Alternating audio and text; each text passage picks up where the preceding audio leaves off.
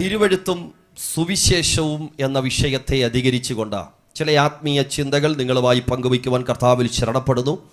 ഇവിടെ ശബ്ദവും വെളിച്ചവും വളരെ നന്നായി തന്നെ പ്രിയ സഹോദരൻ കൈകാര്യം ചെയ്യുന്നുണ്ട്. ലൈവ് ഇത് പോകുന്നുണ്ട്. അതുകൊണ്ട് തന്നെ ഇന്നും പിന്നീടും കാലങ്ങൾ കഴിഞ്ഞാലും ഞാൻ ഇന്ന് രാത്രി ഇവിടെ പറയുന്ന വാക്കുകൾ നിലനിൽക്കുന്നത് കൊണ്ട് അടുക്കും ചിട്ടയോടുകൂടി പിന്നത്തേതിലും കേൾക്കുന്നവർക്ക് പ്രയോജനമാകത്തക്ക വിധത്തിൽ മാത്രമല്ല, പാറശാലയിലും വീടുകളിലും വീതികളിലും കടകളിലും വീടിൻ്റെ വരാന്തയിലും കിച്ചണിനകത്തും ചോറ് കഴിച്ചുകൊണ്ടൊക്കെ ഈ സന്ദേശം കേൾക്കുന്ന പലരുമുണ്ട്. അവർക്കും പ്രയോജനമാകാൻ വേണ്ടിയാണ് നമ്മൾ ഈ മൈക്ക് കെട്ടി ഘോരം പ്രസംഗിക്കാൻ പോകുന്നത്. അപ്പോൾ അതുകൊണ്ട് ഇവിടെ ഇരിക്കുന്ന നിങ്ങൾക്ക് മാത്രമല്ല ഞാൻ കാണുന്നത്, ഒരു 19,000 പേരെ മുൻപിൽ കണ്ടുകൊണ്ടാണ് ഞാൻ ഇന്ന് രാത്രി സന്ദേശം കൈമാറുന്നത്. അപ്പോൾ ആ ഒരു ചിന്തയിലായിരിക്കണം നിങ്ങളും ഇരിക്കേണ്ടത്. ഇടം വലം നോക്കുമ്പം കുറച്ച് പേരെ ഉള്ളൂ എന്നുള്ളതല്ല, 19,000 പേരോടാണ് ഇന്ന് രാത്രി സംസാരിക്കുന്നത്. അതിനാധാരമായി 2 വേദഭാഗങ്ങൾ വായിക്കാം. ആർക്കെങ്കിലും മൈക്കിലൂടെ വായിക്കാൻ പറ്റിയാൽ വളരെ നന്നായിരുന്നു. 2 തിമത്യോസിൻ്റെ ലേഖനം 3-ാം അധ്യായം അതിൻ്റെ 16-ാമത് വാക്യവും 2-ാം അധ്യായം അതിൻ്റെ 8-ാമത്തെ തിരുവഴുത്തും നമുക്ക് ഇന്ന് രാത്രിയിലത്തെ ചിന്തയ്ക്കായി വായിക്കാം. അപ്പോസ്തലനായ പൗലോസ് തിമത്യോസിന് എഴുതിയ 2-ാം ലേഖനം 3-ാം അധ്യായം 16-ാമത് വാക്യം എനിക്കറിയാം, എങ്കിലും മൈക്കിലൂടെ വായിക്കുമ്പോൾ അതൊരു സന്തോഷമായിരിക്കുമല്ലോ. എല്ലാ തിരുവഴുത്തും ദൈവസ്വാസീയമാകയാൽ ദൈവത്തിന്റെ മനുഷ്യൻ സകല സൽപ്രവർത്തിക്കും വക പ്രാപിച്ച് തികഞ്ഞവൻ ആകേണ്ടതിന് ഉപദേശത്തിനും ശാസനത്തിനും ഗുണീകരണത്തിനും നീതിയിലെ അഭ്യാസനത്തിനും പ്രയോജനമുള്ളത് ആകുന്നു. എല്ലാ തിരുവെഴുത്തും ദൈവശ്വാസീയമാണ്. എല്ലാ തിരുവെഴുത്തും ദൈവശ്വാസീയമാണ്. 2-ാം അധ്യായം അതിൻ്റെ 8-ാമത് വാക്യം എൻ്റെ സന്ദേശത്തിൻ്റെ 2-ാമത്തെ ഭാഗത്തിൻ്റെ കുറിവാക്യമാണ്. അതും ഇപ്പോൾ തന്നെ വായിക്കാം. ദാവീദിന്റെ സന്തതിയായി ജനിച്ച് മരിച്ചിട്ട് ഉയർത്തെഴുന്നേറ്റിരിക്കുന്ന യേശു ക്രിസ്തുവിനെ ഓർത്തുകൊള്ളുക, അത് ആകുന്നു എന്റെ സുവിശേഷം. ദാവീദിന്റെ സന്തതിയായി ജനിച്ച് മരിച്ചിട്ട് ഉയർത്തെഴുന്നേറ്റ യേശു ക്രിസ്തുവിനെ ഓർത്തുകൊള്ളുക, അതാകുന്നു എൻ്റെ സുവിശേഷം. ഈ 2 വേദഭാഗങ്ങളിൽ നിന്ന് 2 വാക്കുകളെ അടർത്തിയെടുത്ത് നിങ്ങളുടെ ചിന്തയിലേക്ക് കൊണ്ടുവരുവാൻ കർത്താവിൽ ശരണപ്പെടുന്നു. 1, എല്ലാ തിരുവെഴുത്തും ദൈവശ്വാസീയമാണ്. 2, സുവിശേഷം എന്ന ചിന്ത. ഈ 2 ചിന്തകൾ ഏത് കാലഘട്ടത്തിനും ഏത് സമൂഹത്തിനും വിലപ്പെട്ടതാണ്. എന്നെ കേൾക്കുന്ന പ്രിയപ്പെട്ടവരെ, നമ്മുടെ കരത്തിലിരിക്കുന്ന ഈ വേദപുസ്തകത്തിന് നമ്മൾ ചിന്തിക്കുന്നതിനപ്പുറമായ ശക്തി ഉണ്ട് എന്ന് എത്ര പേര് വിശ്വസിക്കുന്നു? ഞാൻ പറയുന്നത് ഈ കറുത്ത ബൈറ്റിട്ട ബൈൻഡും ഈ പേപ്പറും അല്ല ഞാൻ പറയുന്നത്. ഇതിനകത്തുകൂടി വ്യാപരിക്കുന്ന ഈ വാക്കുകൾക്ക് പുറകിൽ, ഈ അക്ഷരങ്ങൾക്ക് പുറകിൽ തെളിഞ്ഞും മറഞ്ഞും നിൽക്കുന്ന ഒരു ദൈവത്തിൻ്റെ ശ്വാസമുണ്ട്, ദൈവത്തിൻ്റെ ശക്തിയുണ്ട് എന്ന് ഇന്ന് രാത്രി എത്ര പേര് തിരിച്ചറിയുന്നു? ഹല്ലേലൂയ. 1, 2, 3 എന്ന നിരത്തിൽ തിരുവെഴുത്തിന്റെ പ്രത്യേകതകൾ അക്കമിട്ട് പറഞ്ഞ് ആ തിരുവെഴുത്ത് വിഭാവനം ചെയ്യുന്ന സുവിശേഷത്തെ കുറിച്ചും പറയുവാൻ കർത്താവിൽ ശരണപ്പെടുന്നു. വളരെ പ്രാർത്ഥനയോടുകൂടി ദൈവസന്നിധിയിലായിരുന്നാട്ടെ. ഇന്ത്യ എന്ന് പറയുന്നത് വൈവിധ്യങ്ങളുടെ രാജ്യമാണ്, വൈവിധ്യങ്ങളുടെ നാടാണ് ഇന്ത്യ. ഒട്ടനവധി മതങ്ങൾക്ക് നമ്മൾ പാലുകൊടുത്ത് വളർത്തിയ വൈവിധ്യങ്ങൾ കൊണ്ട് ഒത്തിരി അനേകരെ ആകർഷിച്ചിട്ടുള്ളൊരു നാടാണ് ഇന്ത്യ എന്നുള്ളത്. ഇന്ത്യയിൽ ഒട്ടനവധി മതങ്ങളുണ്ട്. കേരളത്തിലും വൈവിധ്യമാണ്. കേരളത്തെ പ്രത്യേകിച്ച് അറിയപ്പെടുന്നത് ദൈവത്തിന്റെ സ്വന്തം നാടെന്നാണ്. അങ്ങനെ വൈവിധ്യങ്ങളുടെ നാട്ടിലേക്ക് തിരിച്ചു നമ്മൾ ആഴമായി ചിന്തിച്ചു പഠിക്കുമ്പോൾ പ്രാചീന കാലത്ത് നിലനിന്നിരുന്ന ഒരു മതമുണ്ടായിരുന്നു. നമുക്കറിയാം, ആര്യമതം. ആര്യമതത്തിന് ഒട്ടനവധി വരമൊഴിയായും വാമൊഴിയായും കൈമാറിയിട്ടിരിക്കുന്ന ഒട്ടനവധി സംഹിതകളുണ്ട്, വേദങ്ങളുണ്ട്, ഉപനിഷത്തുകളുണ്ട്, ശ്ലോകങ്ങളുണ്ട്, വാക്കുകളുണ്ട്. അവരടുക്കും ചിട്ടയോടും കൂടി അത് പ്രമാണിച്ചു വരുന്നു. അത് കഴിഞ്ഞപ്പോൾ ഈ ഇന്ത്യയിൽ തന്നെ പ്രബലമായി കയറി വന്ന ഒരു മതമായിരുന്നല്ലോ പാഴ്സി മതം. പാഴ്സി മതത്തിന്റെ മതഗ്രന്ഥം എന്തെന്നറിയാമോ? സന്തവസ്ഥ എന്ന് പറയും. അവരും അത് നല്ല രീതിയിൽ തന്നെ 1000-ഓളം ഗീതങ്ങൾ ഉള്ളടക്കം ചെയ്തിരിക്കുന്ന സന്തവസ്ഥ നല്ല രീതിയിൽ തന്നെ അവർ പാടിയിട്ടുണ്ട്. അതിനുശേഷം വന്നതാണല്ലോ ബുദ്ധമതം. ബുദ്ധമതത്തിനുമുണ്ട് ത്രിപ്പടകം എന്ന് പറയുന്ന ഒരു മതഗ്രന്ഥമുണ്ട്. അതും അത് ഫോളോ ചെയ്തു വരുന്നു. അത് കഴിഞ്ഞിട്ട് വന്നതാണ് ജൈനമതം. അത് കഴിഞ്ഞിട്ട് വന്നതാണ് സലാം എന്ന വാക്കിൽ നിന്ന് പുറത്തു വന്നതായ ഇസ്ലാം എന്ന് പറയുന്നതായ മതം. ആ മതത്തിനും ഖുർആൻ എന്ന് പറയുന്ന അത് ശ്രേഷ്ഠമെന്ന് അവർ വിശ്വസിക്കുന്ന ഒരു മതഗ്രന്ഥമുണ്ട്. അത് കഴിഞ്ഞിട്ട് വന്നതാണല്ലോ സിഖ് മതം എന്ന് പറയുന്നത്. അങ്ങനെ പല മതങ്ങൾ ഇന്ത്യയിലുണ്ടായി. പക്ഷേ അതിൽ നിന്ന് വിഭിന്നമായി നമ്മുടെ കരത്തിലിരിക്കുന്ന ഈ വേദപുസ്തകത്തിൽ മറ്റൊരു പുസ്തകത്തിൻ്റെ പുറംചട്ടയിലും കാണാത്ത, വേറൊരു തത്വസംഹിതകളുടെയും പുറംമൂടികളിൽ കാണാത്ത ഒരു വ്യത്യസ്തമായ വാക്ക് നിങ്ങളത് കണ്ണിൽ കൊട്ടിട്ടുണ്ടോ എന്ന് എനിക്കറിയത്തില്ല. ഏതൊരു വ്യക്തിയുടെയും കണ്ണിലുടക്കത്തക്ക വിധത്തിൽ ഇതിനെഴുതിയിരിക്കുന്ന ഒരു വാക്കുണ്ട്. എന്തെന്നറിയാമോ? ആർക്കെങ്കിലും പറയാമോ? വേദപുസ്തകത്തിന്റെ മുകളിൽ വേദപുസ്തകം എന്നെഴുതുന്നതിന് തൊട്ടു മുൻപിൽ എഴുതിയിരിക്കുന്ന ഒരു ചെറിയൊരു വാക്കുണ്ട്. എന്താണ്? സത്യ വേദ പുസ്തകം. ഉലക ചരിത്രത്തിൽ എഴുതിയ ചരിത്രങ്ങളുണ്ട്. വിഭാവനം ചെയ്തു വെച്ചിരിക്കുന്ന ഒട്ടനവധി വാക്കുകളും വാഗ്ധോരണികളും ഉണ്ടെങ്കിലും അതിൻ്റെ ഇടയിലെല്ലാം സത്യം സത്യം പോലെ പറഞ്ഞ ഒറ്റ ഗ്രന്ഥമേയുള്ളൂ. അതിന്ന് രാത്രി ഈ പാറശാലയിൽ ഉയർത്തുന്ന ഈ സത്യവേദ പുസ്തകമാണ്. ഇത് ചുമക്കാൻ ഭാഗ്യം ലഭിച്ചവർ ആ വേദപുസ്തകം ഉയർത്തി കർത്താവിന് സ്തോത്രം ചെയ്താട്ടെ. Hallelujah, hallelujah.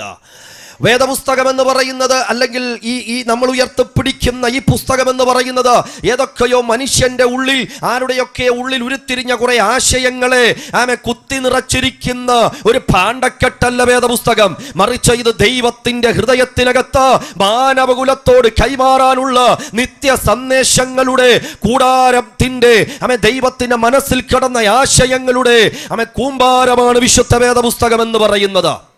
ഒന്നുകൂടി കടത്തി പറയാം. 40-ലധികം എഴുത്തുകാര് ഏകദേശം 1600 വർഷം കൊണ്ട് വിവിധ ഇടങ്ങളിലിരുന്നു കൊണ്ട് എഴുതി തീർത്തതാണ് വിശുദ്ധ വേദപുസ്തകം. നമ്മുടെ കരത്തിലിരിക്കുന്ന ഈ പുസ്തകത്തെ 66 പുസ്തകങ്ങളുള്ള ഈ പുസ്തകത്തിൻ്റെ ചരിത്രത്തെ നിങ്ങളോട് മാത്രമല്ല, ഈ ദേശത്തിലുള്ള നിവാസികളെ, നിങ്ങളുടെ അരികിലേക്ക് ചില സുവിശേഷകന്മാർ ലഘുലേഖയുമായി വന്നിട്ടുണ്ട്. നിങ്ങളത് കാണുമ്പോൾ എന്തോ ഒരു ഭീതിപ്പെടുത്തുന്നത് പോലെയൊക്കെ തോന്നത്തില്ലേ? അല്ല, നിങ്ങളുടെ കരത്തിൽ വന്നിരിക്കുന്നത് ജീവൻ തുടിക്കുന്ന ദൈവത്തിൻ്റെ വചനമാണെന്ന് ഇന്ന് രാത്രി ഓർപ്പിക്കാൻ ആഗ്രഹിക്കുകയാണ്. അതെ, അതൊന്ന് സ്ഥാപിക്കാൻ വേണ്ടി 1-2 വാക്കുകൾ കൂടി പറയട്ടെ. ഏകദേശം BC 1600 ആരംഭിച്ച് AD 100 അവസാനിച്ച എഴുത്ത്.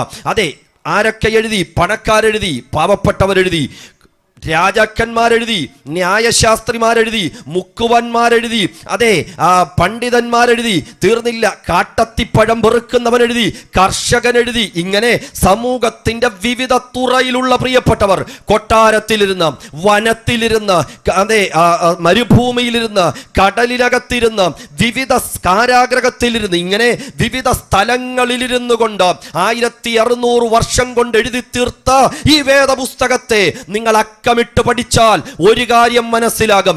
ഒരു വ്യക്തി ഒറ്റ ഇരിപ്പിലിരുന്ന് ഒരിക്കൽ എഴുതി തീർത്തതുപോലെ ഈ 1600 വർഷം വിവിധ ഇടങ്ങളിൽ, അതെ വിവിധ സംസ്കാരങ്ങളിൽ ഇരുന്നെഴുതിയിട്ടും ആ സംസ്കാരങ്ങളുടെ ലാഞ്ചനകൾ ഒന്നുമില്ലാതെ ഒറ്റ വ്യക്തി ഒറ്റ ഇരിപ്പിൽ എഴുതി തീർത്തതുപോലെ ഈ പുസ്തകം ഇഴചേർന്നിരിക്കുന്നതിന്റെ കാരണം ഇതിന്റെ പിന്നിൽ പ്രവർത്തിച്ച കരം മാനുഷിക കരമല്ല. ഇതിന്റെ പിന്നിൽ പ്രവർത്തിച്ചത് സർവശക്തനായ ദൈവത്തിന്റെ കരമായത് കൊണ്ടാണ്. Hallelujah, hallelujah. അപ്പൊ നിങ്ങൾ ചിന്തിക്കും, എഴുത്തുകാരൊക്കെ പരസ്പരം കണ്ടിട്ടുണ്ടോ? ഇല്ല. ആദാം മുതൽ മോശ വരെ 10 തലമുറ. ആദാം മോശയെ കണ്ടിട്ടില്ല, മോശ ആദാമിനെ കണ്ടിട്ടില്ല. ആദാം മുതൽ നോഹ വരെ 10 തലമുറ. നോഹ ആദാമിനെ കണ്ടിട്ടില്ല, ആദാം നോഹയെ കണ്ടിട്ടില്ല. നോഹ മുതൽ അബ്രഹാം വരെ 10 തലമുറ. അബ്രഹാം നോഹയെ കണ്ടിട്ടില്ല, നോഹ അബ്രഹാമിനെ കണ്ടിട്ടില്ല. അബ്രഹാം മുതൽ ദാവീദ് വരെ 14 തലമുറ.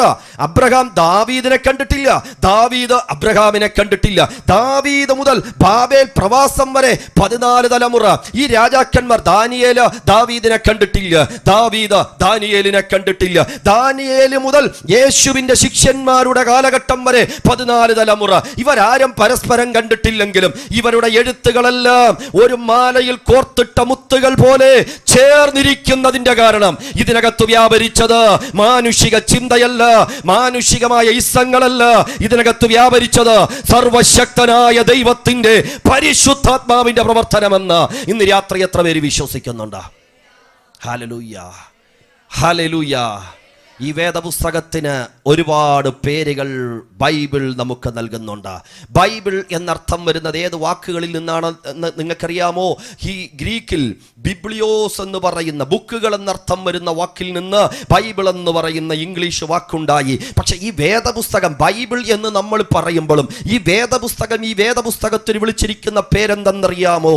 തിരുവെഴുത്ത്, ദൈവവചനം, ദൈവത്തിൻ്റെ ചുരുൾ, ദൈവത്തിൻ്റെ പ്രമാണം, ന്യായപ്രമാണം, ചുരുളുകൾ, ദൈവത്തിൻ്റെ പുസ്തകം, ഇങ്ങനെ ഒട്ടനവധി പേരുകൾ ഈ പുസ്തകത്തിന് വേദപുസ്തകം തന്നെ വിളിച്ചിട്ടുണ്ട്. ഞാൻ ഒന്നുകൂടി പറയാം, ആരുടെയെങ്കിലും ബുദ്ധിയിൽ ഉരുത്തിരിഞ്ഞ കുറെ ആശയങ്ങളല്ല ഇത്. ഞാനത് ആവർത്തിച്ച് പറയുന്നതിൻ്റെ കാരണം ഈ ദൈവത്തിൻ്റെ പുസ്തകത്തെ, ദൈവത്തിൻ്റെ ചുരുളിനെ, ഈ ദൈവത്തിൻ്റെ കൽപ്പനയെ ചുമക്കാൻ ഭാഗ്യം ലഭിച്ചവരാണ് ഈ പട്ടണത്തിലുള്ളവർ. അവർക്കായി ദൈവത്തിന് സ്തോത്രം ചെയ്യുന്നു. ഈ പുസ്തകം പോയടം അനുഗ്രഹിക്കപ്പെട്ടിട്ടുണ്ട്. ഈ പുസ്തകം ചെന്നടം അനുഗ്രഹിക്കപ്പെട്ടിട്ടുണ്ട്. ഈ പുസ്തകത്തെ ചുമന്നവർ അനുഗ്രഹിക്കപ്പെട്ടിട്ടുണ്ട്. കാരണം വെളിപ്പാട് പുസ്തകത്തിൽ ഇങ്ങനെ പറയുന്നു, ഈ ന്യായപ്രമാണം വായിക്കുന്നവനും വായിച്ചു കേൾക്കുന്നവനും അനുഷ്ഠിക്കുന്നവനും ഒരുപോലെ അനുഗ്രഹിക്കപ്പെട്ടവൻ. അങ്ങനെയെങ്കിൽ ഇന്ന് രാത്രി ഈ പുസ്തകം ചുമക്കുന്ന നമ്മൾ അനുഗ്രഹിക്കപ്പെട്ടവരാണ്. എത്ര പേർ അത് വിശ്വസിക്കുന്നുണ്ട്? ഈ പ്രാരംഭ സമയം കരങ്ങൾ ഉയർത്തി പറ, ഈ പട്ടണത്തിൽ ഞാനാണ് ഭാഗ്യവാൻ. കാരണം ഉലക ചരിത്രത്തിൽ ദൈവം കൈമാറിയ ഏറ്റവും വലിയ സമ്മാനങ്ങളിൽ ഒന്ന് ദൈവത്തിന്റെ ഹൃദയത്തിൽ കടന്ന ഈ പ്രമാണത്തെ ചുമക്കാൻ ദൈവം എനിക്ക് അവസരം നൽകി. അതിനായി ദൈവത്തിന് സ്തോത്രം ചെയ്യുന്നു. ഹല്ലേലൂയ. പ്രിയപ്പെട്ടവരെ, ഈ വേദപുസ്തകത്തെ കുറിച്ചുള്ള അടുത്ത ചിന്തകൾ അക്കമിട്ട് 1-2 വാക്കുകൾ പറഞ്ഞ് നേരെ സുവിശേഷത്തിലേക്ക് പ്രവേശിപ്പാൻ കർത്താവിൽ ശരണപ്പെടുന്നു. ഈ പുസ്തകം ആധികാരികമായ ഗ്രന്ഥമാണ്. എത്ര പേർക്ക് ഇന്ന് രാത്രി ഉറപ്പുണ്ട്? ഞാൻ ചുമക്കുന്ന ഈ വേദപുസ്തകം കുറെ ഊഹാഭോഗങ്ങളുടെ പുസ്തകമല്ല, മറിച്ച് ദൈവം തൻ്റെ ഹൃദയത്തിൽ പറഞ്ഞ് ഉറപ്പിച്ചു പറഞ്ഞ പുസ്തകമാണ് വേദപുസ്തകം എന്ന് പറയുന്നത്. ചിലപ്പോൾ ചെയ്യുമായിരിക്കും, അതൊക്കെ അങ്ങനെ ആയിരിക്കും എന്ന് പറഞ്ഞ് ഊഹാഭോഗങ്ങൾ പറഞ്ഞ പുസ്തകമല്ല വിശുദ്ധ വേദപുസ്തകം. ഒന്നുകൂടി ഞാൻ ആവർത്തിച്ചു പറയാം. ഒരിക്കൽ മോശ ദൈവത്തോട് ചോദിച്ചു, ഞാൻ മിസ്രൈമിലേക്ക് കടന്നു പോകുന്നു. ഫറവോൻ എന്നോട് ചോദിക്കുമ്പോൾ എനിക്ക് അവനോട് പറയാൻ തക്കവണ്ണമുള്ള സാമർഥ്യം എനിക്കില്ല. കാരണം ഞാൻ വിക്കനാണ്, ഞാൻ തടിച്ച നാവുള്ളവനാണ്. അതുകൊണ്ട് നീ വേറെ ആരെങ്കിലും അയക്കണം. ഉടനെ ദൈവം മോശയോട് പറഞ്ഞൊരു വാക്കുണ്ട്, മോശേ, ഞാൻ നിന്റെ നാവോട് കൂടെ ഇരുന്ന് ഞാൻ സംസാരിക്കും. എന്താ പറഞ്ഞത്? ഞാൻ നിന്റെ നാവോട് കൂടെ ഇരിക്കും. നീ വിക്കനായിരിക്കാം, നീ കഴിവില്ലാത്തവനായിരിക്കാം, നിനക്ക് ബലം കാണത്തില്ല, എന്നാൽ നിന്നെ വിളിച്ചിറക്കിയ ഞാൻ ബലശാലിയാണ്.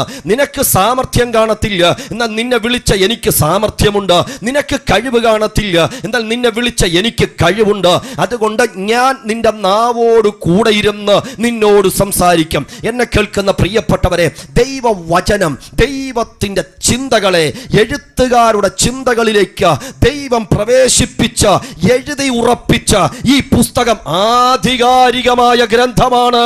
ഇത് ആർക്കും സംശയത്തിന് ഇട നൽകാത്ത വിധത്തിൽ എഴുതി ഉറപ്പിച്ചിരിക്കുന്ന പുസ്തകമാണ്. ഇത് ചുമക്കുന്നവർക്കായി ഞാൻ ദൈവത്തിന് സ്തോത്രം ചെയ്യുന്നു. ഒന്നുകൂടി പറയാം, 10 കൽപ്പനകളൊന്നും എടുത്താട്ടെ. കുല ചെയ്യരുത്, ഫുൾ സ്റ്റോപ്പാ അല്ലേ? നിങ്ങൾ നന്നായി ജീവിക്കാൻ കൊല ചെയ്യാതിരുന്ന നല്ലതായിരിക്കുമെന്നൊന്നും വളച്ചു കെട്ടിയൊന്നും പറഞ്ഞിട്ടില്ല. ആധികാരികമായി അടിവരയിട്ട് അസന്നിഗ്ധമായി പ്രഖ്യാപിച്ചു, കുല ചെയ്യരുത്, മോഷ്ടിക്കരുത്. ഇത്രയും ആധികാരികമായി സമൂഹത്തിന് നേരെ വിരൽ ചൂണ്ടി, വ്യക്തികളുടെ നേരെ വിരൽ ചൂണ്ടി പറഞ്ഞ ഏക ഗ്രന്ഥം അത് നമ്മൾ ഉയർത്തുന്ന വേദപുസ്തകമാണ്. 2, നമ്മളിപ്പോൾ വായിച്ച കുറിവാക്യം അപ്പോസ്തലനായ പൗലോസ് തന്നെ പറയുന്നു, എല്ലാ തിരുവെഴുത്തും ദൈവശ്വാസീയമാണ്. അതുകൊണ്ട് ഇത് ആധികാരികമായ ഒരു ഗ്രന്ഥമാണ് നമ്മൾ ഉയർത്തുന്ന വേദപുസ്തകം. അടുത്ത, ബൈബിൾ എന്ന് പറയുന്നത് ദൈവത്തിന്റെ വെളിപ്പാടാണ്. എത്ര പേരത് വിശ്വസിക്കുന്നുണ്ട്? ഞാനിത് ആവർത്തിച്ച് ഇടയ്ക്കിടയ്ക്ക് പറയുന്നത് മറ്റൊന്നും കൊണ്ടല്ല. ഇത് മനുഷ്യന്റെ ബുദ്ധിയിൽ വന്നതായ കുറെ ആശയമല്ല, പെന്തിക്കോസുകാരോ ക്രിസ്ത്യാനികളോ കണ്ടുപിടിച്ച കുറെ ചിന്തകളുടെ കൂമ്പാരമല്ല വിശുദ്ധ വേദപുസ്തകം. മറിച്ച് നിത്യനായ ദൈവത്തിന്റെ നിത്യ വെളിപ്പാടുകൾ ഉല്ലേഖനം ചെയ്തിരിക്കുന്നതാണ് വിശുദ്ധ വേദപുസ്തകം എന്നുള്ളത്.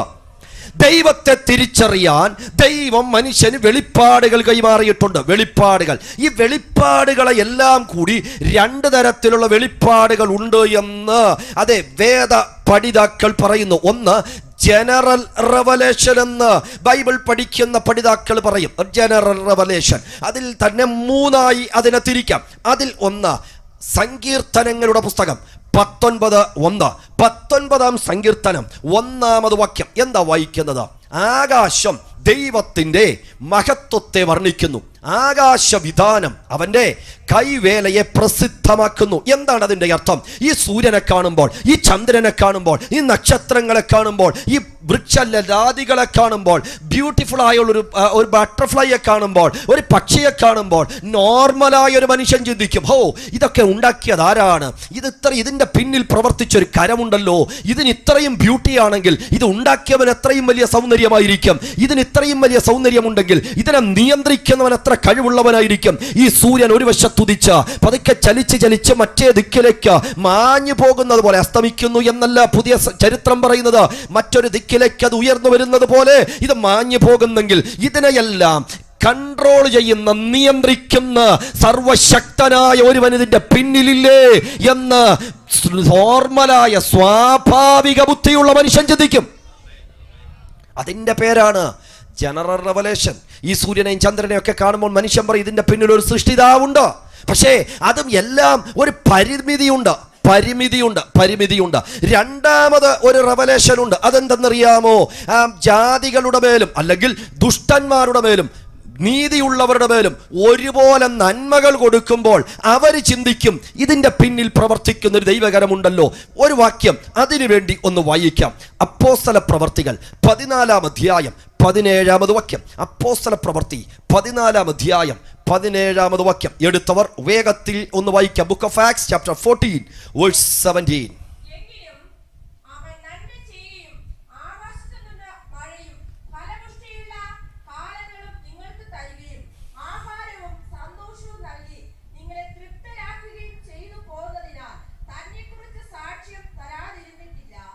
ആമേൻ. തന്നെ കുറിച്ച് സാക്ഷ്യം തരാതിരുന്നിട്ടില്ല. എന്താണ് വാക്കിന്റെ അർത്ഥം?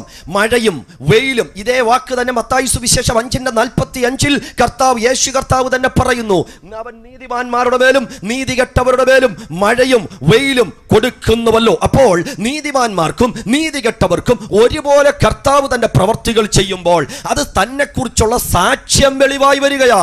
ഇത് കാണുമ്പോൾ അയ്യോ ഞാൻ നീതി കെട്ടിട്ടും എന്നെ ഇങ്ങനെയൊക്കെ നടത്തുന്ന ഒരു കരമില്ലേ, ഞാൻ ഇത്രയും ദുഷ്ടത പ്രവർത്തിച്ചിട്ടും ഞാൻ ഇങ്ങനെയൊക്കെ മറ്റുള്ളവരെ ദ്രോഹിച്ചിട്ടും ഇന്നും എനിക്കൊന്നും സംഭവിക്കാതെ കൊണ്ടുപോകുന്നെങ്കിൽ ഇതിന്റെ പിന്നിൽ പ്രവർത്തിക്കുന്ന ഒരു കരമില്ലേ എന്ന് ചിന്തിക്കത്തക്ക നിലവാരത്തിൽ ദൈവം മനുഷ്യനെ ഭൂമിയിലാക്കിയിട്ടുണ്ട്. പക്ഷേ ആ വെളിപ്പാടിനും ഒരു പരിധിയുണ്ട്. മൂന്നാമത്തെ വെളിപ്പാട് മനസാക്ഷിയാണ്. റോമാലേഖനം 2-ാം അധ്യായത്തിൽ അത് എഴുതിയിട്ടുണ്ട്. 14 മുതൽ 17 വരെയുള്ള വാക്യങ്ങൾ നിങ്ങൾ പിന്നീട് വായിക്കുക. അവിടെയും ദൈവം മനസാക്ഷിയെ കുറിച്ച് എഴുതിയിട്ടുണ്ട്. മനസാക്ഷി. അപ്പോൾ പൊതുവായിട്ടുള്ള 3 വെളിപ്പാടുകൾ, ദൈവത്തെ കുറിച്ചുള്ള 3 വെളിപ്പാടുകൾ ഈ ദേശത്തിൽ വീടുകളിലിരുന്ന് നിങ്ങൾ കേൾക്കുമ്പോഴും നിങ്ങളൊന്ന് ചിന്തിച്ചു നോക്കുക. ഈ സൂര്യനെ കാണുമ്പോൾ ഇതിന്റെ പിന്നിൽ കരം ചലിക്കുന്നുണ്ടെന്ന് നിങ്ങൾ ചിന്തിച്ചിട്ടില്ലേ? ഈ സൂര്യനെ വൃക്ഷലതാദികളെയും മറ്റ് ഉള്ള കാര്യങ്ങളെയൊക്കെ കാണുമ്പോൾ നിങ്ങൾക്കൊരു തോന്നൽ വന്നിട്ടില്ലേ? ദുഷ്ടന്മാരും ഇങ്ങനെ നിൽക്കുമ്പോൾ അവരെ വളർത്തുന്നത് ആരാണ്? അതേ നീതിമാന്മാരെ. നിങ്ങൾ ദൈവത്തെ അറിയാതിരുന്നിട്ടും നിങ്ങൾ ദൈവത്തിന്റെ പുറകെ പോകാതിരുന്നിട്ടും നിങ്ങളെയൊക്കെ ഇങ്ങനെ നടത്തുമ്പോൾ ഇതിന്റെ പുറകിൽ ചലിക്കുന്നൊരു ദൈവകരമുണ്ട് എന്ന് നിങ്ങൾ പോലും അറിയാതെ ഈ ദേശത്ത് ഉയർന്നു നിൽക്കുകയാണ്. പക്ഷേ മൂന്നാമത്തെ കാര്യം, ഉള്ളിൽ ഉരുത്തിരിഞ്ഞു വരുന്ന അതേ സെൽഫ് കോൺഷ്യസ്നെസ് എന്ന് പറയാം, നീതിബോധം എന്ന് പറയാം. ഞാൻ എപ്പോഴും പറയാറുണ്ട്, ഈ ആദിവാസികളായി കാട്ടിനകത്ത് ജീവിക്കുന്നവർ, വിദ്യാഭ്യാസമില്ല, അവർക്ക് പഠിപ്പുകളില്ല, അവരുടെ അടുക്കൽ ആരും യേശുവിനെ കുറിച്ചോ സുവിശേഷത്തെക്കുറിച്ചോ മതത്തെക്കുറിച്ചോ ദൈവത്തെക്കുറിച്ചോ ഒന്നും പറഞ്ഞിട്ടില്ലാത്ത, ദൈവത്തെക്കുറിച്ച് കേട്ടുകേൾവി പോലും ഇല്ലാത്ത, അങ്ങനെ അപരിഷ്കൃതരായി ജീവിക്കുന്ന മനുഷ്യരുടെ ഉള്ളിൽ പോലും ദൈവമെന്ന് പറയുന്ന ഒരു സങ്കല്പമുണ്ട്. അവരാരാധിക്കുന്ന എന്തിനെങ്കിലുമൊക്കെ ആയിരിക്കാം, പക്ഷെ അവരുടെ ഉള്ളിലും ദൈവമെന്ന് പറയുന്ന ഒരു ആശയം ഇട്ടതാര്? അതിന്റെ പിന്നിൽ പ്രവർത്തിച്ചൊരു ദൈവം, നമ്മൾ ആരാധിക്കുന്ന കർത്താവാണ്. പക്ഷെ ഈ 3 വെളിപ്പാട് കൊണ്ടും യഥാർത്ഥ ദൈവത്തെ തിരിച്ചറിയാതായപ്പോൾ ദൈവം ജനറൽ റെവലേഷനിൽ നിന്ന് മാറി സ്പെഷ്യൽ റെവലേഷൻ, വ്യക്തമായ വെളിപ്പാടിലേക്ക് ദൈവം തന്നെ വെളിപ്പെടുത്തി. ആ വ്യക്തിപരമായ വെളിപ്പാട് 2 കാര്യങ്ങളാണ്. ഒന്ന്, ഇങ്ങനെ ചരിത്രത്തിലൂടെ, പ്രകൃതിയിലൂടെ, മറ്റിതര മാധ്യമങ്ങളിലൂടെ വെളിപ്പെടാൻ നോക്കിയിട്ട് ഉലകം ദൈവത്തെ തിരിച്ചറിയാതായപ്പോൾ തൃത്വത്തിൽ രണ്ടാമനായ ക്രിസ്തുവിനെ ഉലകത്തിലേക്ക് പറഞ്ഞയച്ച ദൈവം തന്നെ വെളിപ്പെടുത്തി. ഹല്ലേലൂയ. യോഹന്നാൻ സുവിശേഷം 1:18 എന്താ പറയുന്നത്? ദൈവം ക്രിസ്തുവിലൂടെ തന്നെ വെളിപ്പെടുത്തി. ക്രിസ്തുവിനെ കാണുന്നവൻ ദൈവത്തെ കാണുന്നു. ദൈവത്തിന്റെ ഗുണഗണങ്ങൾ, ദൈവത്തിന്റെ ശ്രേഷ്ഠത, ദൈവത്തിന് എന്തെല്ലാം മറഞ്ഞിരിപ്പുണ്ട്, ദൈവത്തിന്റെ സ്നേഹം, ദൈവത്തിന്റെ നീതി, ദൈവത്തിന്റെ കാരുണ്യം, കരുണ, ദയ, മനസ്സലിവ് സകലതും ക്രിസ്തുവിലൂടെ ഉലകത്തിൽ വെളിപ്പെടുത്തി. ഇന്ന് രാത്രി പന്തലിനകത്ത് ഞങ്ങൾ ഉയർത്തുന്നത്, എന്റെ കേൾക്കുന്ന പ്രിയ കൂടപ്പിറപ്പേ, നിന്നെ സ്നേഹിക്കുന്ന യേശു ഉണ്ട് എന്ന് പറയാൻ വേണ്ടിയാണ്. നിന്റെ സകല വേദനകളെയും മാറ്റാൻ കഴിവുള്ള ഒരേശു ഈ ഉലകത്തിൽ വന്നു, അവൻ നിനക്ക് വേണ്ടി ജീവിച്ചു എന്ന് ഉറക്കെ പ്രഖ്യാപിക്കാനാണ് ഈ 4 ദിവസം ഈ സഭ ഇവിടെ തയ്യാറായിരിക്കുന്നത്. Praise the Lord. ഹല്ലേലൂയ.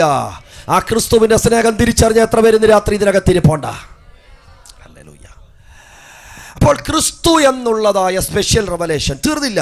2000 വർഷങ്ങൾക്ക് പുറകിൽ ഈ ഉലകത്തിൽ ജീവിച്ചിരുന്ന യേശു ക്രിസ്തുവിനെ കുറിച്ച്, യേശു ക്രിസ്തുവിന്റെ പഠിപ്പിക്കലിനെ കുറിച്ച്, യേശുവിന്റെ ത്യാഗപൂർണമായ മരണത്തെക്കുറിച്ച്, യേശുവിന്റെ ഉയർപ്പിനെ കുറിച്ച് ഈ 2000 വർഷങ്ങൾക്കിപ്പുറത്ത് നിങ്ങൾക്കെങ്ങനെ മനസ്സിലായി? നിങ്ങൾക്കെങ്ങനെ അറിയാൻ കഴിഞ്ഞു?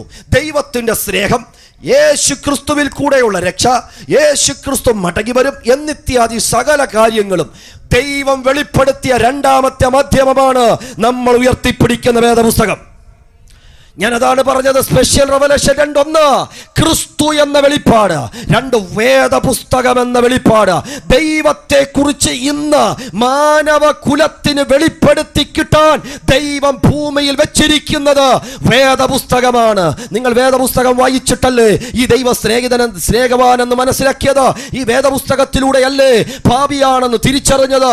ഈ വേദപുസ്തകത്തിലൂടെയല്ലേ സ്നാനം സത്യമെന്നറിഞ്ഞത്? ഈ വേദപുസ്തകത്തിലൂടെയല്ലേ ഇനി ഒരു ഉണ്ടെന്നറിഞ്ഞത്? അതെ, മനുഷ്യന്റെ വീണ്ടെടുപ്പ്, മനുഷ്യന്റെ ജീവിതം, മനുഷ്യന്റെ മരണം, മനുഷ്യന്റെ ഉയർപ്പ്, യേശുവിന്റെ മടങ്ങിവരവ് എന്നിത്യാദി കാര്യങ്ങൾ കഴിഞ്ഞകാല നിത്യത മുതൽ വരുംകാല നിത്യത വരെയുള്ള സകല കാര്യങ്ങളും അടുക്കും ചിട്ടയോടും കൂടി മനുഷ്യന് വെളിപ്പെടുത്തി കൊടുത്ത ഏക ഗ്രന്ഥം അത് വിശുദ്ധ വേദപുസ്തകമാണ്.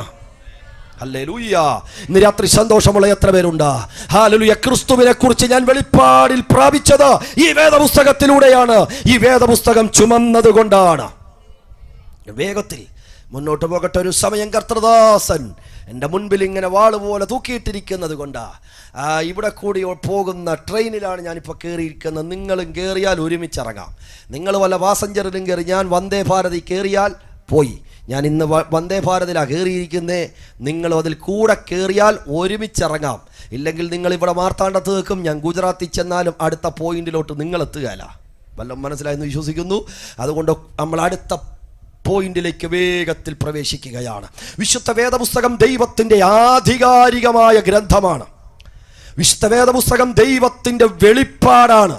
ഞാനിത് അക്കമിട്ട് വീണ്ടും ആവർത്തിക്കുന്ന, നാളെ നിങ്ങൾ വേദപുസ്തകം എടുത്തുകൊണ്ട് വരുമ്പോൾ ചില കുഞ്ഞുങ്ങളൊക്കെ ഉണ്ട്, പെന്തിക്കോസുകാരെ കുറിച്ച് ഇനി അടുത്ത് പറയാൻ പോകുന്നത്.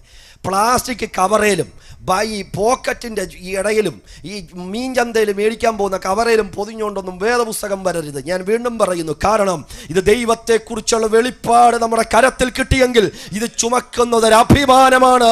ഇത് ചുമന്ന് ഈ പട്ടണത്തിലൂടെ പോകുന്നത് തന്നെ അഭിമാനമാണ്. ആ അഭിമാനമുള്ളവർക്കാണ് ഞാൻ ദൈവത്തിന് ചെയ്യുന്നു. 3, ശാസ്ത്രവും ബൈബിളും. ഞാൻ ഈ ഓരോ പോയിന്റുകളും ഓരോ ദിവസം പ്രസ്താവിക്കാൻ പറ്റും, ഓരോ മണിക്കൂറുകൾ എടുത്ത് വിശദീകരിക്കേണ്ട കാര്യമാണ്. പക്ഷേ വേദപുസ്തകത്തിൽ തഴക്കവും പഴക്കവും ആമേൻ എല്ലാ കാര്യങ്ങളും നന്നായി ഗ്രഹിക്കാവുന്ന ദൈവമക്കളാണ് എൻ്റെ മുൻപിലിരിക്കുന്നത് എന്നുള്ള ഉത്തമമായ ബോധ്യമുള്ളത് കൊണ്ട് ആമേൻ കമ്പിവാചകത്തിലടുക്കോടുകൂടി പറഞ്ഞ് വേഗത്തിൽ ഞാൻ അവസാനിപ്പിക്കുക. ഞാൻ മുന്നോട്ട് കടന്നു പോകുകയാണ്. വേദപുസ്തകം സയൻസ് അല്ല. വീണ്ടും ഞാൻ പറയുന്നു, വേദപുസ്തകം സയൻസിന്റെ ടെക്സ്റ്റ് ബുക്കല്ല, വേദപുസ്തകം ശാസ്ത്രത്തിന്റെ ടെക്സ്റ്റ് ബുക്കല്ല. പക്ഷെ വേദപുസ്തകം പറയുന്ന ശാസ്ത്രം അത് സത്യമാണ്. വീണ്ടും ഞാൻ പറയുന്നു, ആരെങ്കിലും ചോദിക്കുന്നെങ്കിൽ പറയണം, ഞാൻ ആരാധിക്കുന്ന ദൈവം എൻ്റെ കരത്തിൽ ചുമക്കാൻ തന്ന വേദപുസ്തകം ഇത് ചരിത്ര പുസ്തകമൊന്നുമല്ല. പക്ഷെ ഇതിനകത്ത് പറയുന്ന ചരിത്രം സത്യമാണ്. ഇത് ശാസ്ത്ര ഗ്രന്ഥമല്ല, പക്ഷെ ഇതിൽ പറയുന്ന ശാസ്ത്രം സത്യമാണ്. 1, 2, 3 വേഗത്തിൽ പറയാം. 1, 2 വാക്യങ്ങൾ വേഗത്തിൽ വായിക്കണം.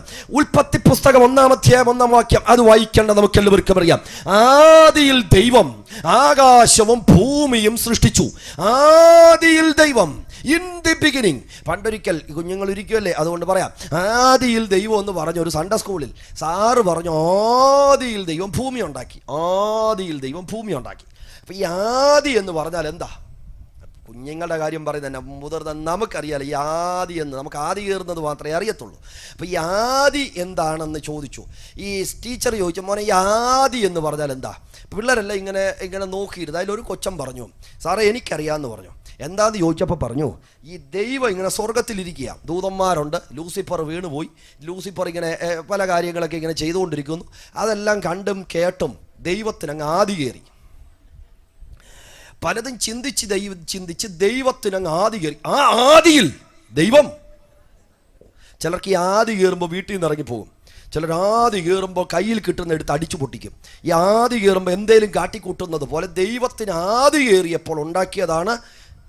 അല്ല, സ്തോത്രം, ഹല്ലേലൂയ എന്നാണ് ആ കുട്ടി പറഞ്ഞത്. അതല്ല സത്യം. അതാ ഞാൻ പറയാൻ വന്നത്. അപ്പം ആദി എന്ന് പറഞ്ഞാൽ ഏതൊരു കാലത്തെയാണോ ആദി എന്ന് പറയാനുള്ളത് അത് നമുക്കറിയത്തില്ല. ഏതൊരു പോയിന്റിനെയാണോ ബിഗിനിങ് എന്ന് പറയുന്നത്, ആ പോയിന്റ് എന്ന് പറയുന്ന ബിഗിനിങ്ങിനും മുൻപേ ഉള്ളവനാണ് സർവശക്തനായ ദൈവം. അത്രയും പറഞ്ഞ് ഞാൻ ആ ഭാഗം വിശദീകരിക്കുന്നില്ല. പക്ഷെ നിങ്ങളെ വാക്യം വായിക്കുക. ആദിയിൽ ദൈവം ആകാശം ഭൂമി സൃഷ്ടിച്ചു.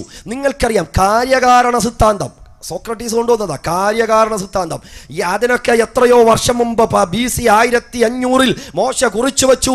ആദിയിൽ ടൈം സൃഷ്ടിച്ചു, പ്രവൃത്തി, ദൈവം, മാറ്റർ, ഇതെല്ലാം അക്കമിട്ട് പറയുന്ന കാര്യകാരണ സിദ്ധാന്തത്തോടുകൂടി വിശുദ്ധ വേദപുസ്തകം ആരംഭിക്കുന്നു. വേദപുസ്തകം സയൻസിന്റെ ഗ്രന്ഥമല്ല. പക്ഷെ വേദപുസ്തകം പറയുന്ന സകല സയൻസും തെറ്റെന്ന് പറയാൻ ഉലകത്തിൽ ആർക്കും പറ്റിയിട്ടില്ല. കുറെ നാളുകൾക്ക് മുൻപ് വരെ, വ്യക്തമായി പറഞ്ഞാൽ 1969 മനുഷ്യൻ ചന്ദ്രനിൽ കാല് ചവിട്ടി അവിടുത്തെ പാറയും മണ്ണും ചുമന്ന് നാട്ടിലേക്ക് കൊണ്ടുവരുന്നത് വരെ, ഇപ്പോൾ ചന്ദ്രനിൽ സ്ഥലം മേടിക്കാൻ ക്യൂ എന്നൊക്കെ പറയാറുണ്ട്, നമുക്കറിയാമല്ലോ. പല അഡ്വർടൈസ്മെന്റുകളും നമ്മൾ കണ്ടിട്ടുണ്ട്. അപ്പോൾ 1969 മുൻപ് വരെ ചന്ദ്രനെ ആരാധിക്കുന്ന, സൂര്യനെ ആരാധിക്കുന്ന, നക്ഷത്രങ്ങളെ ആരാധിക്കുന്ന ഒരു സമൂഹം ഇന്ത്യയിൽ ഉണ്ടായിരുന്നു. ഇന്നും ഒട്ടും വിഭിന്നമല്ല. ചില പെൺകുട്ടികളുടെ കല്യാണമൊക്കെ എടുത്തു പഠിച്ചാൽ എന്താന്ന് ചോദിച്ചപ്പോൾ ചൊവ്വയാന്ന് പറയും. ഏത് ചൊവ്വയാന്ന് എനിക്കിന്നും മനസ്സിലായിട്ടില്ല. വേറെ എന്തൊക്കെയൊന്നൊക്കെ പറയാറുണ്ട്. അതിൻ്റെ അപഹാരം, ഇതിൻ്റെ അപഹാരം എന്നൊക്കെ പറയുന്നുണ്ടല്ലോ. എന്നെ കേൾക്കുന്ന പ്രിയ സ്നേഹിത, ഞാൻ ഈ പന്തലുള്ളവരോട് മാത്രമല്ല പറയുന്നത്. വീട്ടിലിരുന്ന് ഇന്ന് രാത്രി നീ ആ ദോഷമെന്ന് ചിന്തിച്ച്, ഈ ദോഷമെന്ന് ചിന്തിച്ച് ഈ സന്ദേശം കേൾക്കുന്നെങ്കിൽ നീ ഇത് കേൾക്കുന്നതിനും നൂറ്റാണ്ടുകൾക്ക് പുറകിൽ BC 1400 ഇവിടെ ജീവിച്ചിരുന്ന ഇയ്യോബ് എന്ന് പറയുന്ന ഒരു മനുഷ്യനുണ്ട്. ആ ദൈവ മനുഷ്യൻ വിളിച്ചു പറഞ്ഞു, ഇതൊരു ദൈവമല്ല, ചന്ദ്രനെ ഉണ്ടാക്കിയത് ദൈവമാണ്. ചന്ദ്രൻ ദൈവമല്ല. നക്ഷത്രങ്ങൾ ഉണ്ടാക്കിയത് ദൈവമാണ്, നക്ഷത്രം ദൈവമല്ല. ഇയ്യോബിന്റെ പുസ്തകം 9-ാം അധ്യായം 9-ാമത് വാക്യം വേഗത്തിലെടുത്തെങ്കിലൊന്ന് വായിക്കാം. ജോബ് ചാപ്റ്റർ 9 വേഴ്സ് 9, 38-ാം അധ്യായം 31. ഈ 2 വാക്യങ്ങളിലും നിങ്ങൾക്കിത് തന്നെ കാണുവാൻ കഴിയും. 9-ാം അധ്യായം 9-ാമത് വാക്യം ഒന്ന് വായിച്ചാൽ മതി. 9-ാം അധ്യായം 9-ാമത് വാക്യം. അവൻ സപ്തർഷി, മഹൈരം, കാർത്തിക ഇവയെയും തെക്കേ നക്ഷത്രമണ്ഡലത്തെയും ഉണ്ടാക്കുന്നു. ഞാൻ വിചാരിച്ചു നിങ്ങളൊന്ന് കൈ ഉയർത്തി സ്വോത്രം പറയുമെന്ന്. നമുക്കിവിടെ എന്നാ ഇല്ലയോ സ്വോത്രം? നിങ്ങൾ കൊണ്ടു നടക്കുന്ന പുസ്തകത്തിലുള്ള കാര്യമാണ് പറഞ്ഞേ. മകയിരൊക്കെ ആരുണ്ടാക്കിയതാ? കാർത്തികയെ ഉണ്ടാക്കിയതാരാന്ന് നമുക്കറിയില്ലെങ്കിൽ ഇത് അറിയാവുന്നുള്ളൊരു ഈ ശബ്ദം കേൾക്കുന്നുണ്ട്. എൻ്റെ കൂട്ടപ്പുറപ്പേ, നിന്നെ അത് ബാധിക്കുകയല്ല, കാരണം ഇത് ഉണ്ടാക്കിയവൻ അതിനും മുകളിൽ ഇരിക്കുകയാണ്. ഇന്ന് രാത്രി സന്തോഷമുള്ള എത്ര പേര് ഇതിനകത്തിരിപ്പുണ്ട്. ഒരു നക്ഷത്രങ്ങളും ഒരു ദോഷവും എന്നെ തൊടാൻ ദൈവം അനുവദിക്കത്തില്ല. പകൽ സൂര്യനെങ്കിലും രാത്രി ചന്ദ്രനെങ്കിലും എന്നെ ബാധിക്കയില്ല. കാരണം എന്താ? ഒരു സൂര്യന്റെ ചൂടും എന്റെ കൂടാരത്തിൽ അടിക്കാതെ വണ്ണം അതിനു മുകളിൽ അത്യുന്നതന്റെ നിഴല് എന്റെ കൂടാരത്തിനകത്തുണ്ട്. വിശ്വസിക്കുന്നവർ കരങ്ങൾ ഉയർത്തി ഇന്ന് രാത്രി കർത്താവിന് സ്തോത്രം ചെയ്താട്ടെ. ഹല്ലേലൂയ. നക്ഷത്രങ്ങളെ ഉണ്ടാക്കിയതാരാ? സംശയമായിരുന്നു. ദൈവവചനം പറഞ്ഞു, ശാസ്ത്രം ഉണ്ടാകുന്നതിന് മുൻപ്, ശാസ്ത്ര ശാഖകൾ പിരിയുന്നതിന് മുൻപ് യോബ് വിളിച്ചു പറഞ്ഞു, ഇതല്ല ഉണ്ടാക്കിയ ഒരു ദൈവം ഇവിടെ ഉണ്ട്. ഹല്ലേലൂയ. തീർന്നില്ല. അടുത്ത നിങ്ങൾക്കറിയാം, യോബിന്റെ പുസ്തകം 26-ാം അധ്യായം 7-ാമത് വാക്യത്തിലേക്ക് വരുമ്പോൾ അടുത്തൊരു പഠിപ്പിക്കലുണ്ട്. ഈ ഭൂമി എങ്ങനാ ഇങ്ങനെ നിൽക്കുന്നേ? ഭൂമി നിൽക്കുന്ന എങ്ങനാ? ഞാൻ ശാന്തമായി പറയുന്നത് എല്ലാവർക്കും മനസ്സിലാകാൻ വേണ്ടിയാ. ഈ ഭൂമി എങ്ങനാ ഇങ്ങനെ നിൽക്കുന്നേ? ചിലർ പറയുന്ന 4 ആനകൾ ഇങ്ങനെ ചുമന്ന് നിൽക്കുക. കുറേ വർഷം ഇങ്ങനെ ചുമന്ന് നിന്ന് ആവുമ്പോൾ, ആനയും ജീവിയല്ലേ, അതിൻ്റെ കാലൊന്ന് പെരുക്കുമ്പോൾ അതിങ്ങനെ കാല് കുടയും. ഈ കാല് കുടയുമ്പോഴാണ് ഭൂമി കുലുക്കം ഉണ്ടാകുന്നത്. ആനയുടെ മുകളിലിരിക്കുന്നതല്ല ഈ ഭൂമി. വേറെ കുറച്ച് പേര് പഠിപ്പിച്ചു ആണി അടിച്ചുറപ്പിച്ചിരിക്കുന്നത്. വേറെ ആരൊക്കെയോ പറഞ്ഞ ആമയുടെ പുറത്തിരിക്കുന്നെന്ന്. വേറൊരു വ്യക്തി വേറെ ഗ്രീക്സിലോട്ടൊക്കെ ചെന്ന് കഴിഞ്ഞാൽ വേറെ എന്തിൻ്റെയൊക്കെ ചുമന്നുകൊണ്ട് നിൽക്കുക. തോള് കടയ്ക്കുമ്പോൾ ഇങ്ങോട്ട് മാറ്റുമ്പോഴാ ഭൂമി കുലുങ്ങുന്നെന്ന്. പക്ഷേ ഈ ശാസ്ത്രങ്ങളൊന്നും വികാസം പ്രാപിക്കുന്നതിന് മുൻപ്, ഈ മതങ്ങൾ ഇതെല്ലാം പ്രചരിപ്പിക്കുന്നതിന് മുൻപ് നമ്മൾ ചുമക്കുന്ന വേദപുസ്തകം, ദൈവത്തിന്റെ ശ്വാസീയമായ ഈ പുസ്തകം അസന്നിഗ്ധമായി വിളിച്ചു പറഞ്ഞു. യോബിന്റെ പുസ്തകം 26-ാം അധ്യായം 7-ാമത് വാക്യം വായിക്കാം. ഉത്തരദിക്കിനെ അവൻ ശൂന്യത്തിന്മേൽ വിരിക്കുന്നു, ഭൂമിയെ നാസ്തിത്വത്തിന്മേൽ തൂക്കുന്നു. അവൻ തൂക്കിയിട്ടിരിക്കുന്നു. ശാസ്ത്രം ഇന്നത് കണ്ടുപിടിച്ചു. ഭൂമി സ്വയം അച്ചുതണ്ടിൽ കറങ്ങുന്ന ഒരു ഗോളമാണ്. ആരും താങ്ങുന്നില്ല, ആരും ചുമക്കുന്നില്ല. സ്വയം കറങ്ങിക്കൊണ്ടിരിക്കുന്ന ഈ ഭൂമി മണ്ഡലമെന്ന് യോബ് വന്ന് വിളിച്ചു പറഞ്ഞെങ്കിൽ, ഈ പന്തലിരിക്കുന്ന ദൈവമക്കൾ അഭിമാനത്തോടെ ഇന്ന് രാത്രി സ്വരത്തിൽ വിളിച്ചു പറയുന്നു, ഞങ്ങൾ ആരാധിക്കുന്ന ദൈവം സകലത്തെയും നിയന്ത്രിക്കുന്ന ദൈവമാണ്. ഹല്ലേലൂയ. നിങ്ങൾ അംഗീകരിച്ചാലും ഇല്ലെങ്കിലും അതാണ് സത്യം. ഈ കൊച്ചു കുഞ്ഞുങ്ങളോടൊക്കെ ചോദിക്കുമ്പോൾ ഞാനും പണ്ടൊക്കെ ചിന്തിച്ചിട്ടുണ്ട്, ഈ മഴ വീട്ടിൽ പെയ്യുമ്പോഴേ ഈ വെള്ളമെല്ലാം കൂടി ഒലിച്ച് നമ്മുടെ പറമ്പിൽ ഇങ്ങനെ കെട്ടി നിൽക്കും. കുറച്ച് ദിവസം കഴിയുമ്പം വെള്ളം കാണത്തില്ല. നമ്മൾ അമ്മയോട് ചോദിക്കും, അമ്മ ഇന്നലെ പെയ്തപ്പോൾ പറമ്പ് മുഴുവൻ വെള്ളമായിരുന്നു, ഇന്ന് എവിടെ പോയി? അമ്മ പറയും, മോനെ ഈ വെള്ളമെല്ലാം ഒഴുകി തോട്ടിൽ പോയി. ചോദ്യം, തോട്ടിലെ വെള്ളം കൂടി എങ്ങോട്ട് പോകും? ആ തോട്ടിൽ നിന്ന് ഒഴുകി എവിടെ പോകും? ആറ്റിൽ പോകും. ആറ്റിലെ വെള്ളം എവിടെ പോകും? നദിയിൽ പോകും. നദിയിൽ പോയിട്ട് എവിടെ പോകും? കടലിൽ പോകും. ഇത് നമ്മളിപ്പോഴല്ലേ പഠിച്ചത്? ഇന്നല്ലേ ആ ശാസ്ത്രം പഠിച്ച? അതിന് നൂറ്റാണ്ടുകൾക്ക് പുറകിൽ ശലോമോൻ രാജാവ് തൻ്റെ തൂലിക കൊണ്ട് എഴുതി തുടങ്ങുമ്പോൾ പരിശുദ്ധാത്മാവ് അന്തരാത്മാവിൽ കൊടുത്തു കുറിച്ചിട്ടു. വാട്ടർ സർക്കിളിങ്ങിനെ കുറിച്ച് സഭാപ്രസംഗി 1-ാം അധ്യായം 7-ാമത് വാക്യം. സഭാപ്രസംഗി. ഞാൻ ഈ വാക്യങ്ങളൊക്കെ എടുക്കുന്ന, ഈ വാക്യം കാണാതെ പറയാൻ കഴിയുമെങ്കിലും നിങ്ങൾ കൊണ്ടുവന്ന വേദപുസ്തകത്തിലുണ്ടോ എന്ന് നിങ്ങൾക്കറിയണ്ടേ? അതിനാ നിങ്ങളെ കൊണ്ട് വായിപ്പിക്കുന്നത്. സഭാപ്രസംഗി 1-ാം അധ്യായം 7-ാമത് വാക്യം.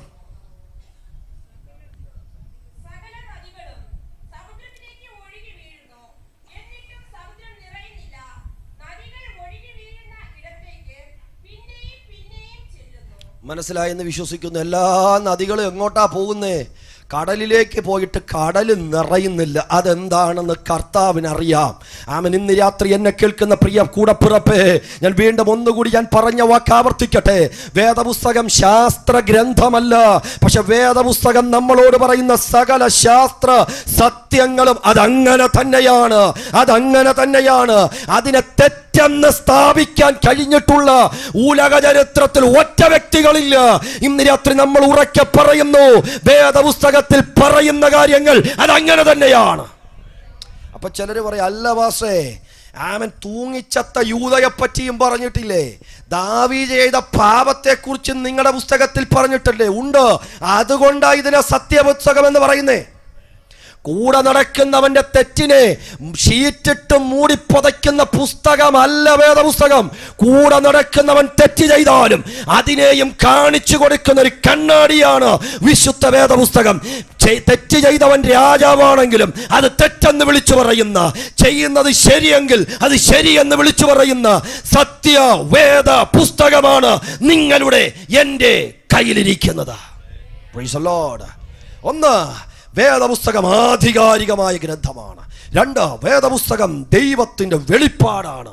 3, ഇത് ശാസ്ത്രമാണ്. ശാസ്ത്ര ഗ്രന്ഥമെന്നല്ല വേദപുസ്തകവും. ശാസ്ത്രത്തിൽ എന്തൊക്കെ വേദപുസ്തകം പറഞ്ഞോ അതെല്ലാം അങ്ങനെ തന്നെയാണ്. ഒത്തിരി ചിന്തകൾ എൻ്റെ ഉള്ളിലേക്ക് കയറി വരുന്നുണ്ട്.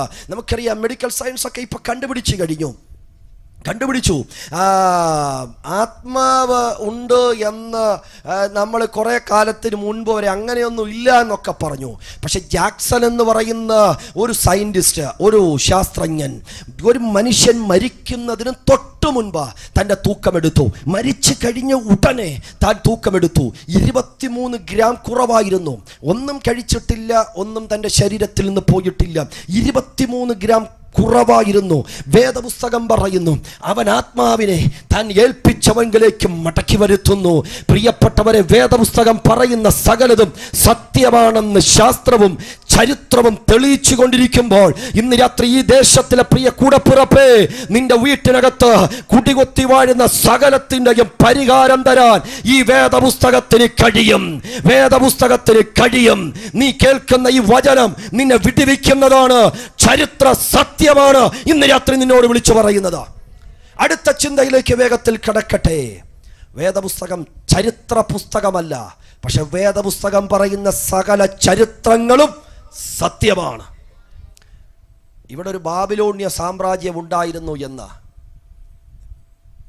ഇവിടെ മേദ്യ പേർഷ്യ സാമ്രാജ്യം ഉണ്ടായിരുന്നു എന്ന്, കൽദയ പട്ടണമായ ഊർ ഇവിടെ ഉണ്ടായിരുന്നു എന്ന്, ഊസ് ദേശം ഇവിടെ ഉണ്ടായിരുന്നു എന്ന്, ബഥേൽ ഇവിടെ ഉണ്ടായിരുന്നു എന്ന് അക്കമിട്ട് ചരിത്രം പോലെ വിശദീകരിച്ച് പറയാൻ, ആ ചരിത്രത്തിൽ വരവണ്ണം വ്യത്യാസമില്ലാതെ അക്കമിട്ട് പറയാൻ കെൽപ്പുള്ള ഏക ഗ്രന്ഥം അത് നമ്മൾ ഉയർത്തുന്ന വേദപുസ്തകമാണ്.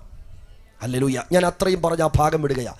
ഒരിക്കൽ 12 ഡോക്ടറേറ്റ് ഉള്ളതായ വില്യം ഓൾബ്രൈറ്റ് എന്ന് പറയുന്നതായ ഒരു ചരിത്രകാരൻ ഉണ്ടായിരുന്നു. 12 ഡോക്ടറേറ്റ് ഉണ്ട്.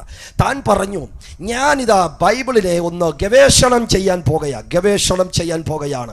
ഇതിൽ അബ്രഹാം, ഇസ്ഹാക്ക്, യാക്കോബ് എന്നീ പൂർവ്വപിതാക്കന്മാർ ജീവിച്ചിരുന്നിട്ടുണ്ടോ ഇല്ലയോ എന്ന് ഞാൻ കണ്ടുപിടിക്കും. ജീവിച്ചിരുന്നിട്ടില്ല എന്നാണ് എൻ്റെ പക്ഷം. ഞാനത് തെളിയിക്കും. അതിന് താൻ ഒരു ടീമിനെ ഉണ്ടാക്കി. 3.5 വർഷം അബ്രഹാം, ഇസ്ഹാക്ക്, യാക്കോബ് ഈ 3 പേരും സഞ്ചരിച്ചിരുന്ന സ്ഥലങ്ങൾ വേദപുസ്തക പ്രകാരം അവർ യാത്ര ചെയ്തു. 3.5 വർഷം കുഴിച്ചു. 3.5 വർഷം ഖനങ്ങൾ നടത്തി. ബോട്ടുപാത്രങ്ങൾ പൊടിച്ചെടുത്തു. പല കാര്യങ്ങൾ കുഴിച്ചെടുത്തതിന് ശേഷം അപ്പോൾ തന്നെ താൻ പോയി പുറപ്പെടുന്നതിന് മുൻപ് തൻ്റെ മറ്റ് സുഹൃത്തുക്കൾ പറഞ്ഞു, ഈ അബ്രഹാം, ഇസ്ഹാക്ക്, യാക്കോബ് ജീവിച്ചിരുന്നിട്ടില്ല എന്ന് നിങ്ങൾ തെളിയിക്കുമ്പോൾ ഞങ്ങൾ നിങ്ങൾക്ക് സ്വീകരണം തരും. പക്ഷെ 3.5 വർഷം ഇതെല്ലാം ചുറ്റി നടന്ന് പരീക്ഷണം നടത്തി തിരിച്ചു വന്നിട്ട് വില്യം ഇങ്ങനെ കുറിച്ചിട്ടു, ഇന്നലെ വരെ പറഞ്ഞതുപോലെയല്ല അബ്രഹാം ഇവിടെ ജീവിച്ചിരുന്നിട്ടുണ്ട്. ഇന്നലെ വരെ പറഞ്ഞതുപോലെയല്ല ഇസ്ഹാക്ക് ഇവിടെ ഉണ്ടായിരുന്നു. ഇന്നലെ പറഞ്ഞതുപോലെയല്ല യാക്കോബ് ഇവിടെ ഉണ്ടായിരുന്നു. വേദപുസ്തകം, ചരിത്ര പുസ്തകം, അത് സത്യമെന്ന് അദ്ദേഹം കുറിച്ചിട്ടു. എന്നാൽ ഞാൻ അതിനെ തിരിച്ചു പറയാം, ഇത് ചരിത്ര പുസ്തകമല്ല, ഇതിൽ പറയുന്ന ചരിത്രമല്ല സത്യമാണ്. ഹല്ലേലൂയ. ഇന്ന് രാത്രി എത്ര പേർക്ക് ഉറപ്പുണ്ട്?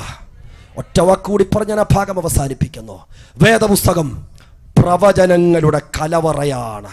ഹല്ലേലൂയ. വേറെ ഒരു പുസ്തകത്തിനും വേറൊരു ഗ്രന്ഥത്തിനും അവകാശം പറയാൻ കഴിയാത്ത ഏക ഗ്രന്ഥം ഇതാണ്. ഇത് പ്രവചനങ്ങളുടെ ഗ്രന്ഥമാണ്. ഈ 66 പുസ്തകങ്ങളുള്ള ഈ വേദപുസ്തകത്തിൽ ഏകദേശം 3000-ലധികം പ്രാവശ്യം ദൈവമായ കർത്താവ് ഇങ്ങനെ അരുളി ചെയ്യുന്നു, യഹോവ ഇപ്രകാരം അരുളി ചെയ്യുന്നു എന്ന് ആവർത്തിച്ചാവർത്തിച്ച് പറഞ്ഞിരിക്കുന്ന ഏകദേശം 3000-ഓളം വാക്കുകൾ കാണാൻ കഴിയും. ദൈവം പറഞ്ഞ വാക്കുകൾ ഉള്ളടക്കം ചെയ്തിരിക്കുന്നതാണ് വിശുദ്ധ വേദപുസ്തകം. ഈ രാത്രി എത്ര പേർക്ക് സന്തോഷമുണ്ട്? ഹല്ലേലൂയ.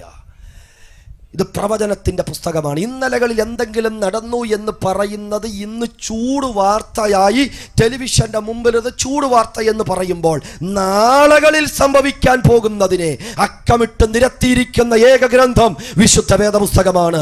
നാളെ ഇവിടെ എന്ത് സംഭവിക്കാൻ പോകുന്നു, നാളുകളിൽ ലോകരാജ്യത്തിന് എന്ത് നടക്കും എന്നിത്യാദി കാര്യങ്ങൾ ഒരു അണുവിട വ്യതിചലിക്കാതെ എല്ലാം വ്യക്തവും തിട്ടവുമായി വിശുദ്ധ വേദപുസ്തകത്തിൽ നിങ്ങൾക്ക് കാണുവാൻ കഴിയും. അപ്പോൾ ഈ വേദപുസ്തകം പ്രവചനങ്ങളുടെ കലവറയാണ്.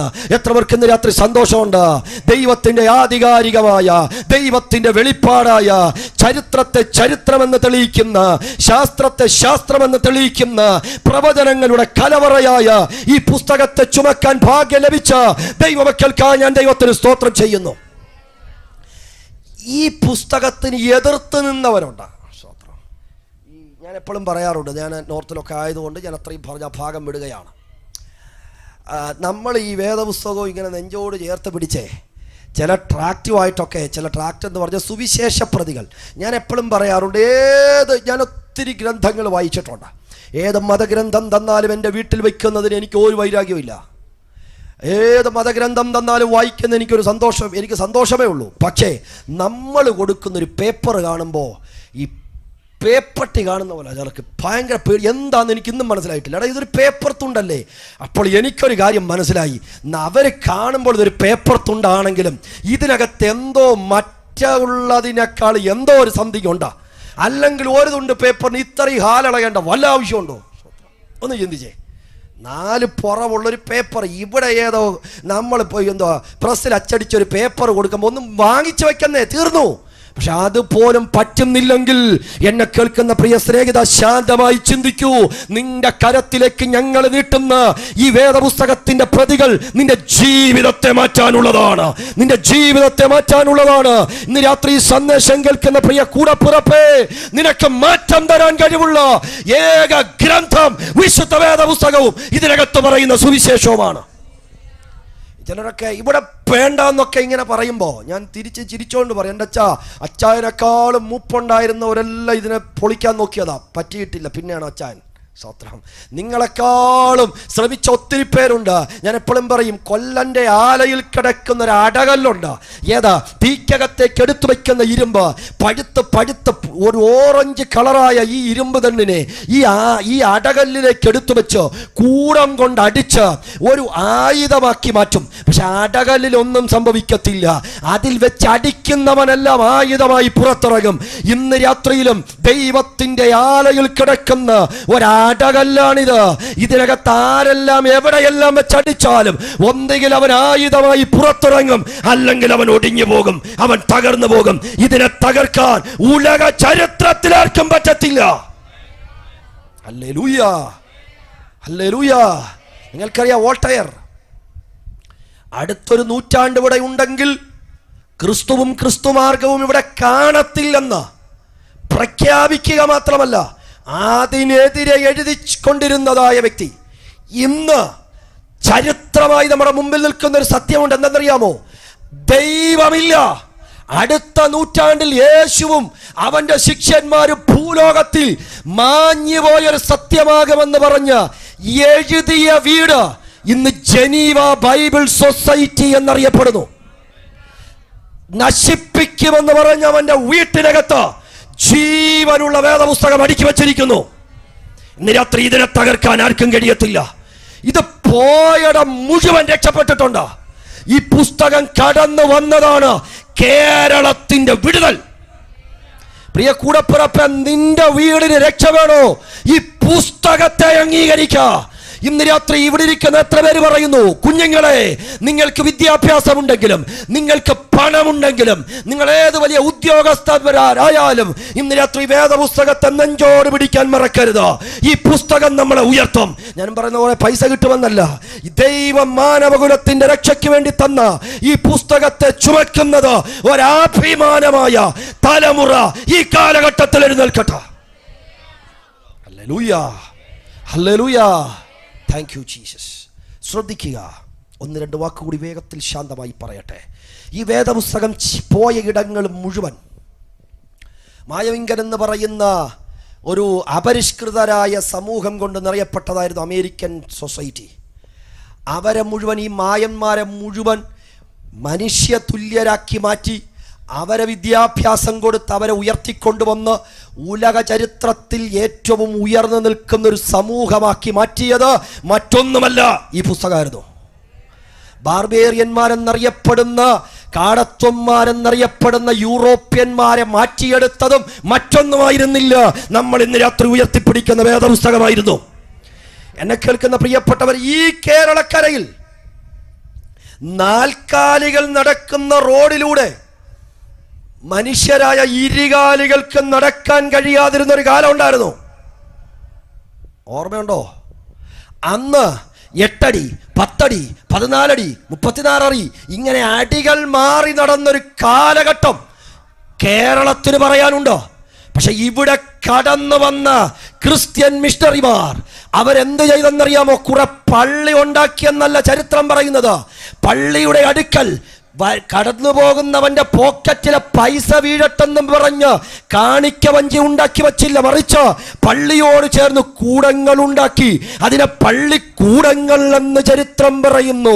അവർ പഠിപ്പിക്കാൻ തുടങ്ങിയപ്പോൾ പഠിച്ചപ്പോൾ മനുഷ്യർക്ക് മനസ്സിലായി, മലയാളികൾക്ക് മനസ്സിലായി, കറുത്തവനും വെളുത്തവനും ഉയർന്നവനും താഴ്ന്നവനും ഒരുപോലെയാണ്. അവന്റെ ചോരയ്ക്കും എൻ്റെ ചോരയ്ക്കും ഒരേ നിറമാണ്. ഇവിടെ എല്ലാവർക്കും സമത്വമുണ്ടാകണമെന്ന കുനിഞ്ഞു നിന്ന തോളിനെ ഉയർത്തിപ്പിടിച്ച് കൂടെ നടക്കാൻ, ഒപ്പം നടക്കാൻ പ്രേരിപ്പിച്ചത് വിശുദ്ധ വേദപുസ്തകമെങ്കിൽ ഇന്ന് രാത്രി നീ കുരുങ്ങിക്കിടക്കുന്ന, കുഴഞ്ഞു കിടക്കുന്ന നിന്റെ വീട്ടിനകത്ത് ഇന്ന് രാത്രി വചനം കടന്നു വന്നാൽ അവിടെ വിടുതൽ വ്യാപരിക്കും. ഒരു വാക്കൊരു സുവിശേഷകൻ എന്നുള്ള നിലയിൽ ഉറപ്പിച്ചു പറയാം, ഏത് ഇരുളിനെയും മാറ്റാൻ വെളിച്ചമായ വചനത്തിന് കഴിയും. ഏത് കുരുക്കഴിക്കാൻ വാളായ വചനത്തിന് കഴിയും. ഏത് ബന്ധനത്തെയും പൊട്ടിക്കാൻ ദൈവത്തിന്റെ മിന്നലായ, ദൈവത്തിന്റെ ചാട്ടുളിയായ ഈ വചനത്തിന് കഴിയും. വിശ്വസിക്കുന്ന എത്ര പേര് ഇതിനകത്തിരിപ്പുണ്ട്? ഏത് തകർന്നവരെയും പണിതെടുക്കാൻ കഴിവുള്ള ദൈവത്തിന്റെ വചനം ഈ രാത്രി ഈ ദേശത്ത് ചലിക്കുകയാണ്, ഈ പന്തലിനകത്ത് ചലിക്കുകയാണ്. Hallelujah, hallelujah. ഒരു വാക്കുകൂടി പറയട്ടെ. ഈ സുവിശേഷത്തെ അറിയിച്ചതിൻ്റെ പേരിൽ ഈ കന്യാകുമാരി ജില്ലയിൽ കുലശേഖരം എന്ന് പറയുന്നിടത്ത് സെൽവരാജ് എന്ന് പറയുന്ന ഒരു ദൈവദാസനുണ്ടായിരുന്നു. 1991 സെപ്റ്റംബർ മാസം 15-ാം തീയതി സുവിശേഷ പ്രതികൾ വിതരണം ചെയ്ത് ചില കൂട്ടർ അദ്ദേഹത്തെ നോക്കിയിരുന്നു. ഒരു ദിവസം കൂട്ടം കൂടി രാത്രിയിൽ ട്രാക്റ്റൊക്കെ ഇങ്ങനെ കൊടുത്തിട്ട്, താൻ ആരെയും ഉപദ്രവിച്ചിട്ടില്ല, ഒരു പാർട്ടിയുടെയും അംഗമല്ല, താൻ അറിഞ്ഞ ഈ സുവിശേഷം താൻ നിന്ന കുലശേഖര ദേശത്ത് പാവപ്പെട്ടവരുടെ ഇടയിൽ കൊടുത്തു എന്ന ഒറ്റത്തെറ്റിന്റെ പേരിൽ ഇന്നേക്ക് ചില വർഷങ്ങൾക്ക് പുറകിൽ 1991 സെപ്റ്റംബർ മാസം 15-ാം തീയതി ആ രാത്രിയുടെ മറവിൽ അദ്ദേഹത്തെ ആക്രമിച്ചു. ചില ദിവസങ്ങൾ അദ്ദേഹം ഹോസ്പിറ്റലിൽ കിടന്നു, മരണം വഴിയായി മാറ്റപ്പെട്ടു. കുഞ്ഞുങ്ങൾ അനാഥമായി. പക്ഷെ അദ്ദേഹം ചുമന്ന പുസ്തകം ഇന്നും തിരുവനന്തപുരം ജില്ലയിൽ അതുപോലെ ഉയർന്നുകൊണ്ടിരിക്കുന്നു, അനേക ജീവിതങ്ങളെ മാറ്റിക്കൊണ്ടിരിക്കുന്നു. ഒരു സെൽവരാജിനെ കൊല്ലാം, ഒരു ഗ്രഹാം സൈസിനെ കൊല്ലാം, ഒരു വ്യക്തിയെ നിങ്ങൾക്ക് തകർക്കാം. പക്ഷേ അവർ ഉയർത്തിയ വേദപുസ്തകവും അതിനകത്തിരിക്കുന്ന ജീവന്റെ തുടിപ്പിനെയും ഇല്ലാതാക്കാൻ ഉലക ചരിത്രത്തിൽ ആർക്കും പറ്റത്തില്ല. കാരണം ഇതിനകത്ത് വ്യാപരിക്കുന്നത് ഉയർത്തെഴുന്നേറ്റ യേശുവിന്റെ ശക്തിയാണ്. സ്തോത്രം. ചിലപ്പോഴൊക്കെ റീസയിൽ 1999 നടന്നതായ അഭീകരമായ അവസ്ഥ ഇന്നേക്ക് കഴിഞ്ഞ ജനുവരി 22 25 വർഷം പിന്നിട്ടത്. എന്താ തെറ്റിയത്? സുവിശേഷം അകത്ത് കയറിയതിൻ്റെ പേരിൽ, ഈ വചന സത്യം അകത്ത് കയറിയതിൻ്റെ പേരിൽ സ്വന്തം നാടും ദേശവും വിട്ട് കുഷ്ഠരോഗികളെ കഴുകി ശുദ്ധീകരിച്ച, അവരോട് സത്യമായി അവരൊന്ന് പഠിപ്പിച്ച് സമൂഹത്തിൽ തകർന്നു കിടന്നവനെ ഒന്ന് പിടിച്ചുയർത്താൻ ഗ്രഹാം സൈസും 9, 8 വയസ്സുള്ള ഫിലിപ്പും തിമോത്തിയും ഒരു ദിവസം രാത്രി അത് ചെയ്തിട്ട് അവരവരുടെ ജീപ്പിൽ കിടന്നുറങ്ങാൻ സ്ഥലമില്ലാത്തതിൻ്റെ പേരിൽ ജീപ്പിനകത്ത് കിടന്നുറങ്ങുമ്പോൾ ഒരു പ്രത്യേക ആകൃതിയിലുള്ള ആയുധങ്ങൾ കൊണ്ടുവന്ന് നെഞ്ചത്തിൽ ആഞ്ഞുകുത്തുമ്പോൾ ഫിലിപ്പും തിമോത്തിയും ഡോർ തുറന്ന് പുറത്തേക്ക് ചാടുമ്പോൾ ബലിഷ്ഠമായ കൈകൾ കൊണ്ട് അകത്തേക്ക് തള്ളിയിട്ട് ഡോറടച്ച് ആ ആയുധം കൊണ്ട് കുത്തിക്കൊന്ന് തീർന്നിട്ടില്ല, പാദ്ഗായ് ഒതുങ്ങാതെ തീയിട്ട് നശിപ്പിച്ചപ്പോൾ അവര് കരുതി അവിടം കൊണ്ട് സുവിശേഷം അടയുമെന്ന്. കുത്തിക്കൊന്നവര് ചിന്തിച്ചു അവിടം കൊണ്ട് വചനം തീരുമെന്ന്. പക്ഷെ ഇന്ത്യയുടെ മണ്ണിൽ അവൻ ഇന്ന് രാത്രി ഉറപ്പോടെ ഈ സുവിശേഷകന്മാർ ഞങ്ങൾ ഒരുമിച്ച് വിളിച്ചു പറയുന്നു മറ്റൊരുത്തനും രക്ഷയില്ല. നാം രക്ഷിക്കപ്പെടുവാൻ ആകാശത്തിന്റെ കീഴിൽ മനുഷ്യരുടെ ഇടയിൽ നൽകപ്പെട്ട ഏക നാമം അത് യേശുവിന്റെ നാമമാണ്. അത് അവസാനത്തുള്ളി രക്തം തീരുന്നത് വരെ ഞങ്ങൾ ഉറപ്പോടെ പറയും. എത്ര പേർക്ക് അക്കരങ്ങൾ ഉയർത്തി കർത്താവിന് സ്തോത്രം ചെയ്യാൻ പറ്റും? നിങ്ങൾ അംഗീകരിച്ചാലും ഇല്ലെങ്കിലും, ഇന്ന് രാത്രി നിങ്ങൾ അംഗീകരിച്ചാലും ഇല്ലെങ്കിലും അതാണ് സത്യം. നിങ്ങളുടെ ജീവിതത്തിൽ മാറ്റം തരണമെങ്കിൽ ഈ പുസ്തകത്തിലും ഇതിനകത്തുകൂടി വ്യാപരിക്കുന്ന വചനത്തിനും മാത്രമേ പറ്റൂ. ഹല്ലേലൂയ. ഒരു വാക്കുകൂടി പറഞ്ഞ് ഞാൻ വേഗത്തിൽ മുന്നോട്ട് കടന്നു പോകാം. സുവിശേഷത്തിൻ്റെ എല്ലാ ഭാഗങ്ങളും വിശദീകരിക്കാൻ ഇന്ന് രാത്രി കഴിയില്ല. തുറന്നുള്ള ദിവസങ്ങളിൽ നമ്മുടെ മുൻപിലുണ്ടല്ലോ.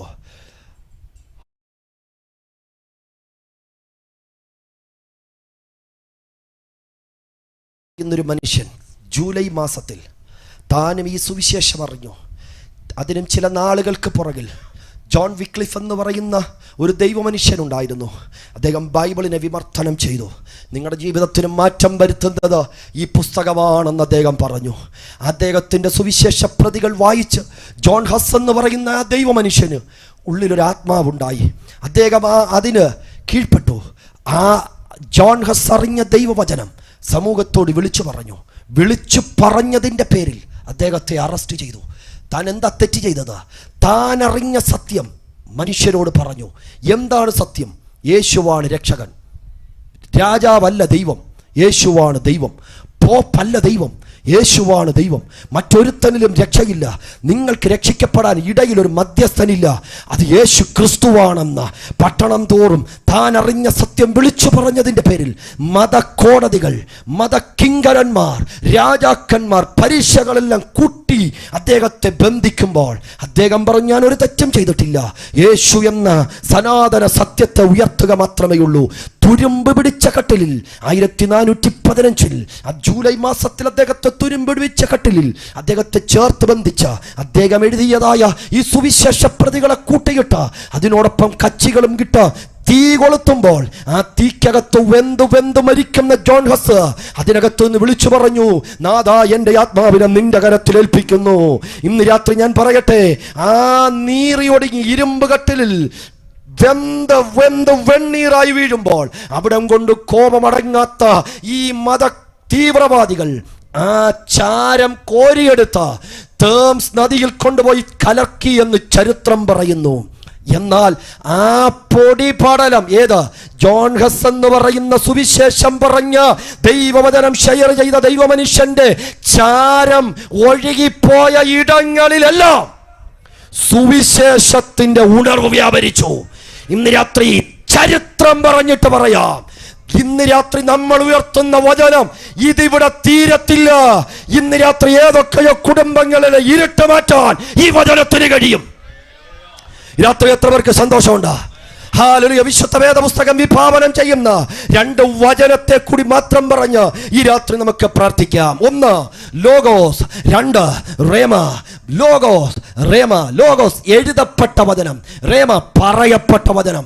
വിശുദ്ധ വേദപുസ്തകത്തിൽ എഴുതപ്പെട്ട വചനങ്ങളുണ്ട്. തിരുവെഴുത്തുകൾ മുഴുവൻ ദൈവത്തിന്റെ എഴുതപ്പെട്ട വചനങ്ങളാണ്, എഴുതപ്പെട്ട വചനം. എന്നാൽ യോഹന്നാൻ സുവിശേഷം പറയുന്നു, ആദിയിൽ വചനമുണ്ടായിരുന്നു, വചനം ദൈവത്തോട് കൂടെയായിരുന്നു, വചനം ദൈവമായിരുന്നു. വീണ്ടും താഴോട്ട് വായിച്ചു വരുമ്പോൾ ആ വചനം ജഡമായി തീർന്നു. കൃപയും സത്യവും നിറഞ്ഞവനായി നമ്മുടെ ഇടയിൽ പാർത്തു. വചനമായിരുന്നവൻ ജഡമായി ഉലകത്തിൽ വന്നു. ആ വചനമായ ക്രിസ്തു എഴുതപ്പെട്ട വചനം വായിലൂടെ പറഞ്ഞപ്പോൾ അത് റേമയായി പ്രവർത്തിക്കുന്ന വചനമായി. നിങ്ങൾ വളരെ ശ്രദ്ധിക്കുക പ്രിയപ്പെട്ടവരെ. ഇന്ന് രാത്രി ഇതിനകത്തിരിക്കുന്ന വചനം നിങ്ങൾ വായിക്കുമ്പോൾ ഇതിനകത്ത് എഴുതപ്പെട്ട വചനം എഴുതപ്പെട്ട വചനമാ അല്ലേ? എഴുതപ്പെട്ട വചനം എങ്ങനത്തെ വചനമാ? എഴുതപ്പെട്ട വചനമാ. പക്ഷെ പറയുമ്പോൾ അത് പറയപ്പെട്ട വചനമായി. വ്യത്യാസം മനസ്സിലായെന്ന് വിശ്വസിക്കുന്നു. എഴുതപ്പെട്ട വചനം പറയപ്പെട്ട വചനമാകുമ്പോൾ പറയപ്പെട്ട വചനത്തിൽ വ്യാപരിക്കുന്ന ആത്മാവുണ്ട്. ഹല്ലേലൂയ. ഒരു ഉദാഹരണം പറയാം. യേശുവിൻ്റെ മുമ്പിൽ സാത്താൻ വന്നു. ഈ കല്ലുകളെ അപ്പമായി തീരാൻ കൽപ്പിക്ക എന്ന് പറഞ്ഞു. അപ്പമായി തീരാൻ കൽപ്പിക്ക എന്ന് പറയുമ്പോൾ യേശു പറയുന്നൊരു വാക്കുണ്ട്, മനുഷ്യൻ. മത്തായി 4:4. മനുഷ്യൻ അപ്പം കൊണ്ട് മാത്രമല്ല. അടുത്ത വാക്ക് പറയാവോ? ദൈവത്തിൻ്റെ വായിൽ നിന്ന് വരുന്ന, ലോഗോസ് എന്നല്ല അവിടെ എഴുതിയിരിക്കുന്നേ, വായിൽ നിന്ന് വരുന്നത് ലോഗോസ് അല്ല, റേമയാ. വായിൽ നിന്ന് വരുന്ന വചനം കൊണ്ട് ജീവിക്കുന്നു. അങ്ങനെയെങ്കിൽ വായിൽ നിന്ന്, നിങ്ങളുടെ ആധരത്തിൽ നിന്ന് പുറപ്പെടുന്ന ദൈവത്തിന്റെ വചനം ജീവിപ്പിക്കുന്നതാണ്. ഇന്ന് രാത്രി മരണത്തെ കീഴടക്കാൻ കഴിവുള്ള ദൈവത്തിന്റെ വചനം നിന്റെ കുടുംബത്തിനകത്ത് വ്യാപരിക്കട്ടെ. എവിടെയെങ്കിലും മരണത്തിന്റെ കെണികൾ, വേദനയുടെ കെണികൾ നിന്റെ വീട്ടിനകത്തുണ്ടെങ്കിൽ ഈ രാത്രി ആത്മാവിൽ പ്രാർത്ഥിക്കാവോ? ഈ കെണികളെ മുഴുവൻ നശിപ്പിക്കാൻ എൻ്റെ ദൈവത്തിന്റെ വചനത്തിന് കഴിയും. ഒന്ന്, ഈ വചനം സൃഷ്ടിക്കുന്ന വചനമാണ്. ഉൽപ്പത്തി പുസ്തകം 1-ാം അധ്യായം 4-ാമത് വാക്യം. വെളിച്ചമുണ്ടാകട്ടെ എന്ന് ദൈവം കൽപ്പിച്ചു, വെളിച്ചം ഉണ്ടായി. എങ്ങനെ വെളിച്ചം ഉണ്ടായി? ചോദ്യമല്ലേ? വെളിച്ചം ഉണ്ടാകട്ടെ എന്ന് ദൈവം കൽപ്പിച്ചു, പറഞ്ഞു, അധരത്തിലൂടെ പുറത്തു വന്നു. ലോഗോസ് അല്ല, റേമ. പറഞ്ഞു, വെളിച്ചമുണ്ടായി. വെളിച്ചം എങ്ങനെ ഉണ്ടായി? സൂര്യനും ചന്ദ്രനും ഒക്കെ പിന്നീട് 4 ദിവസമാണ്. സൂര്യനില്ലാതെ, ചന്ദ്രനില്ലാതെ, നക്ഷത്രങ്ങളില്ലാതെ, വെളിച്ചത്തിൻ്റെ സോഴ്സുകൾ ഒന്നുമില്ലാതെ വെളിച്ചമുണ്ടായി. എങ്ങനെ ഉണ്ടായി? ഒറ്റ ഉത്തരം, ഉണ്ടായി. എങ്ങനെ ഉണ്ടായി അറിയത്തില്ല, ഉണ്ടായി. അതാണ് ദൈവത്തിൻ്റെ വചനത്തിൻ്റെ ശക്തി. വിശ്വസിക്കാൻ പറ്റുമോ? ഇന്ന് രാത്രി എനിക്ക് പറഞ്ഞ് ഫലിപ്പിക്കാൻ കഴിയാത്തതുപോലെ എനിക്ക് വേണ്ടി ഒന്നിനെ ഉരുവാക്കി തരാൻ, എനിക്ക് വേണ്ടി പ്രവർത്തിപ്പാൻ ദൈവത്തിന്റെ വചനത്തിന് ശക്തിയുണ്ട്. എങ്ങനെ ഈ വെളിച്ചം വന്നു? ഉരുണ്ടു വന്നോ? നീണ്ടു വന്നോ? ഒന്നും പറയാൻ പറ്റത്തില്ല. പറയാൻ കഴിയാത്തതുപോലെ പ്രവർത്തിപ്പാൻ കഴിവുള്ളതാണ് ദൈവത്തിന്റെ വചനം. നിനക്ക് എക്സ്പ്ലെയിൻ ചെയ്യാൻ കഴിയാത്തതുപോലെ ഇന്ന് രാത്രി പ്രവർത്തിപ്പാൻ ദൈവത്തിന്റെ വചനത്തിന് കഴിയും. ഹല്ലേലൂയ. ഒരു ഉദാഹരണം കൂടി പറയാം. ഒരിക്കൽ യേശു കർത്താവ് ലാസറിന്റെ കല്ലറയിൽ നിൽക്കുന്നു. അവിടെ നിൽക്കുന്നവരോട് പറഞ്ഞു, കല്ല് മാറ്റാൻ പറയുന്നു. കല്ല് മാറി. യേശു പറഞ്ഞു, ലാസറേ പുറത്തു വരിക. അടുത്ത വാക്ക, മരിച്ചവൻ പുറത്തു വന്നു. ചോദ്യം, ഈ ദേശത്തുള്ളവർ ഒരുപക്ഷെ വചനം അറിയാവുന്നവരാണല്ലോ. ലാസറിന്റെ കല്ലറയെ കുറിച്ചൊക്കെ നിങ്ങൾക്ക് അറിയാലോ. ലാസറെ പുറത്തു വരിക എന്ന് പറഞ്ഞപ്പോൾ പുറത്തു വന്ന ലാസർ എങ്ങനെ പുറത്തു വന്നു? നടന്നു വന്നു, പറന്നു വന്നു, ഓടി വന്നു, എഴഞ്ഞു വന്നു.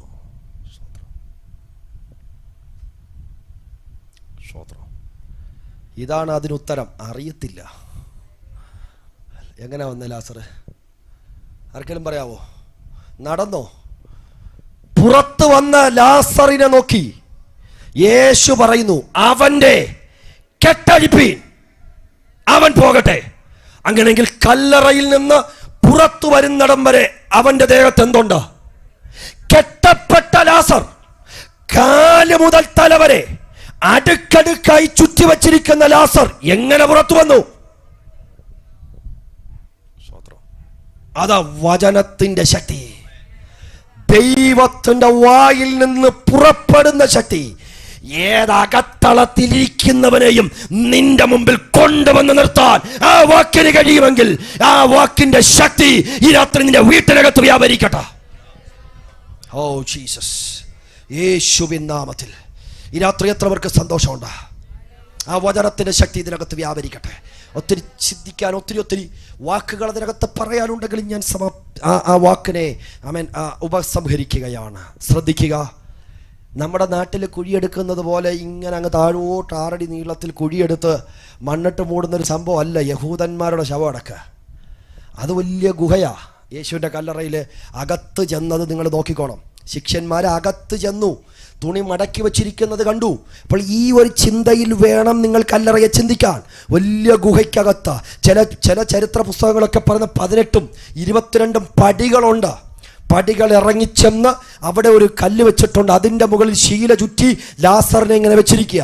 യേശു ഈ മുകളിൽ നിന്ന് ലാസറെ പുറത്തു വരാൻ പറഞ്ഞപ്പോ ഈ മുകളിൽ വെച്ചിരിക്കുന്ന കല്ലിൽ നിന്ന് താഴെ ഇറങ്ങി ഇത്രയും സ്റ്റെപ്പ് കയറി ലാസർ എങ്ങനെ പുറത്തു വന്നു? ഉത്തരവില്ല. വന്നു. അതാ വചനത്തിന്റെ ശക്തി. ഇന്ന് രാത്രി വിശ്വസിക്കാൻ പറ്റുമോ? ദുഷ്ടപിശാച് ഏത് ഉള്ളറയിൽ എന്നെ അടക്കി വെച്ചാലും അതിന്റെ കെട്ട് പൊട്ടിച്ച് പുറത്തു കൊണ്ടുവരാൻ ദൈവത്തിന്റെ വചനത്തിന് കഴിയും. പുറത്തു വരിക എന്ന ഒറ്റ വാക്കിൽ ഈ രാത്രി നിന്നെ പുറത്തു കൊണ്ടുവരാൻ, നിന്റെ തലമുറയെ പുറത്തു കൊണ്ടുവരാൻ കഴിവുള്ളവന്റെ കരം ഈ രാത്രി പന്തലിനകത്ത് ചലിക്കുന്നുണ്ട്. വീട്ടിനകത്തിരുന്ന് ഈ സന്ദേശം കേൾക്കുന്ന എന്നെ കേൾക്കുന്ന പ്രിയ കൂടപ്പിറപ്പേ, നിന്നെ കെട്ടിയിരിക്കുന്ന ഏത് പ്രതിസന്ധിയാണെങ്കിലും ഈ യേശുവിൽ നീ വിശ്വസിക്കുക. യേശു നിന്റെ വീടിനെ നോക്കി പറയട്ടെ, പ്രിയരെ പുറത്തു വരിക എന്ന്. ഈ രാത്രി യേശു നിന്നെ നോക്കി പറഞ്ഞാൽ, യേശു നിന്റെ കുടുംബത്തെ നോക്കി പറഞ്ഞാൽ, യേശു നിന്റെ തലമുറയെ നോക്കി പറഞ്ഞാൽ ഈ രാത്രി വിടുതലാണ്. വിശ്വസിക്കുന്നവർ വേഗത്തിൽ ദൈവസ്ഥലം എഴുന്നേറ്റ് നിന്നാട്ടെ. നമ്മളൊരു വാക്ക് വേഗത്തിൽ പ്രാർത്ഥിച്ച ഇന്ന് രാത്രിയിലത്തെ ഈ സന്ദേശത്തിന് സമാപ്തി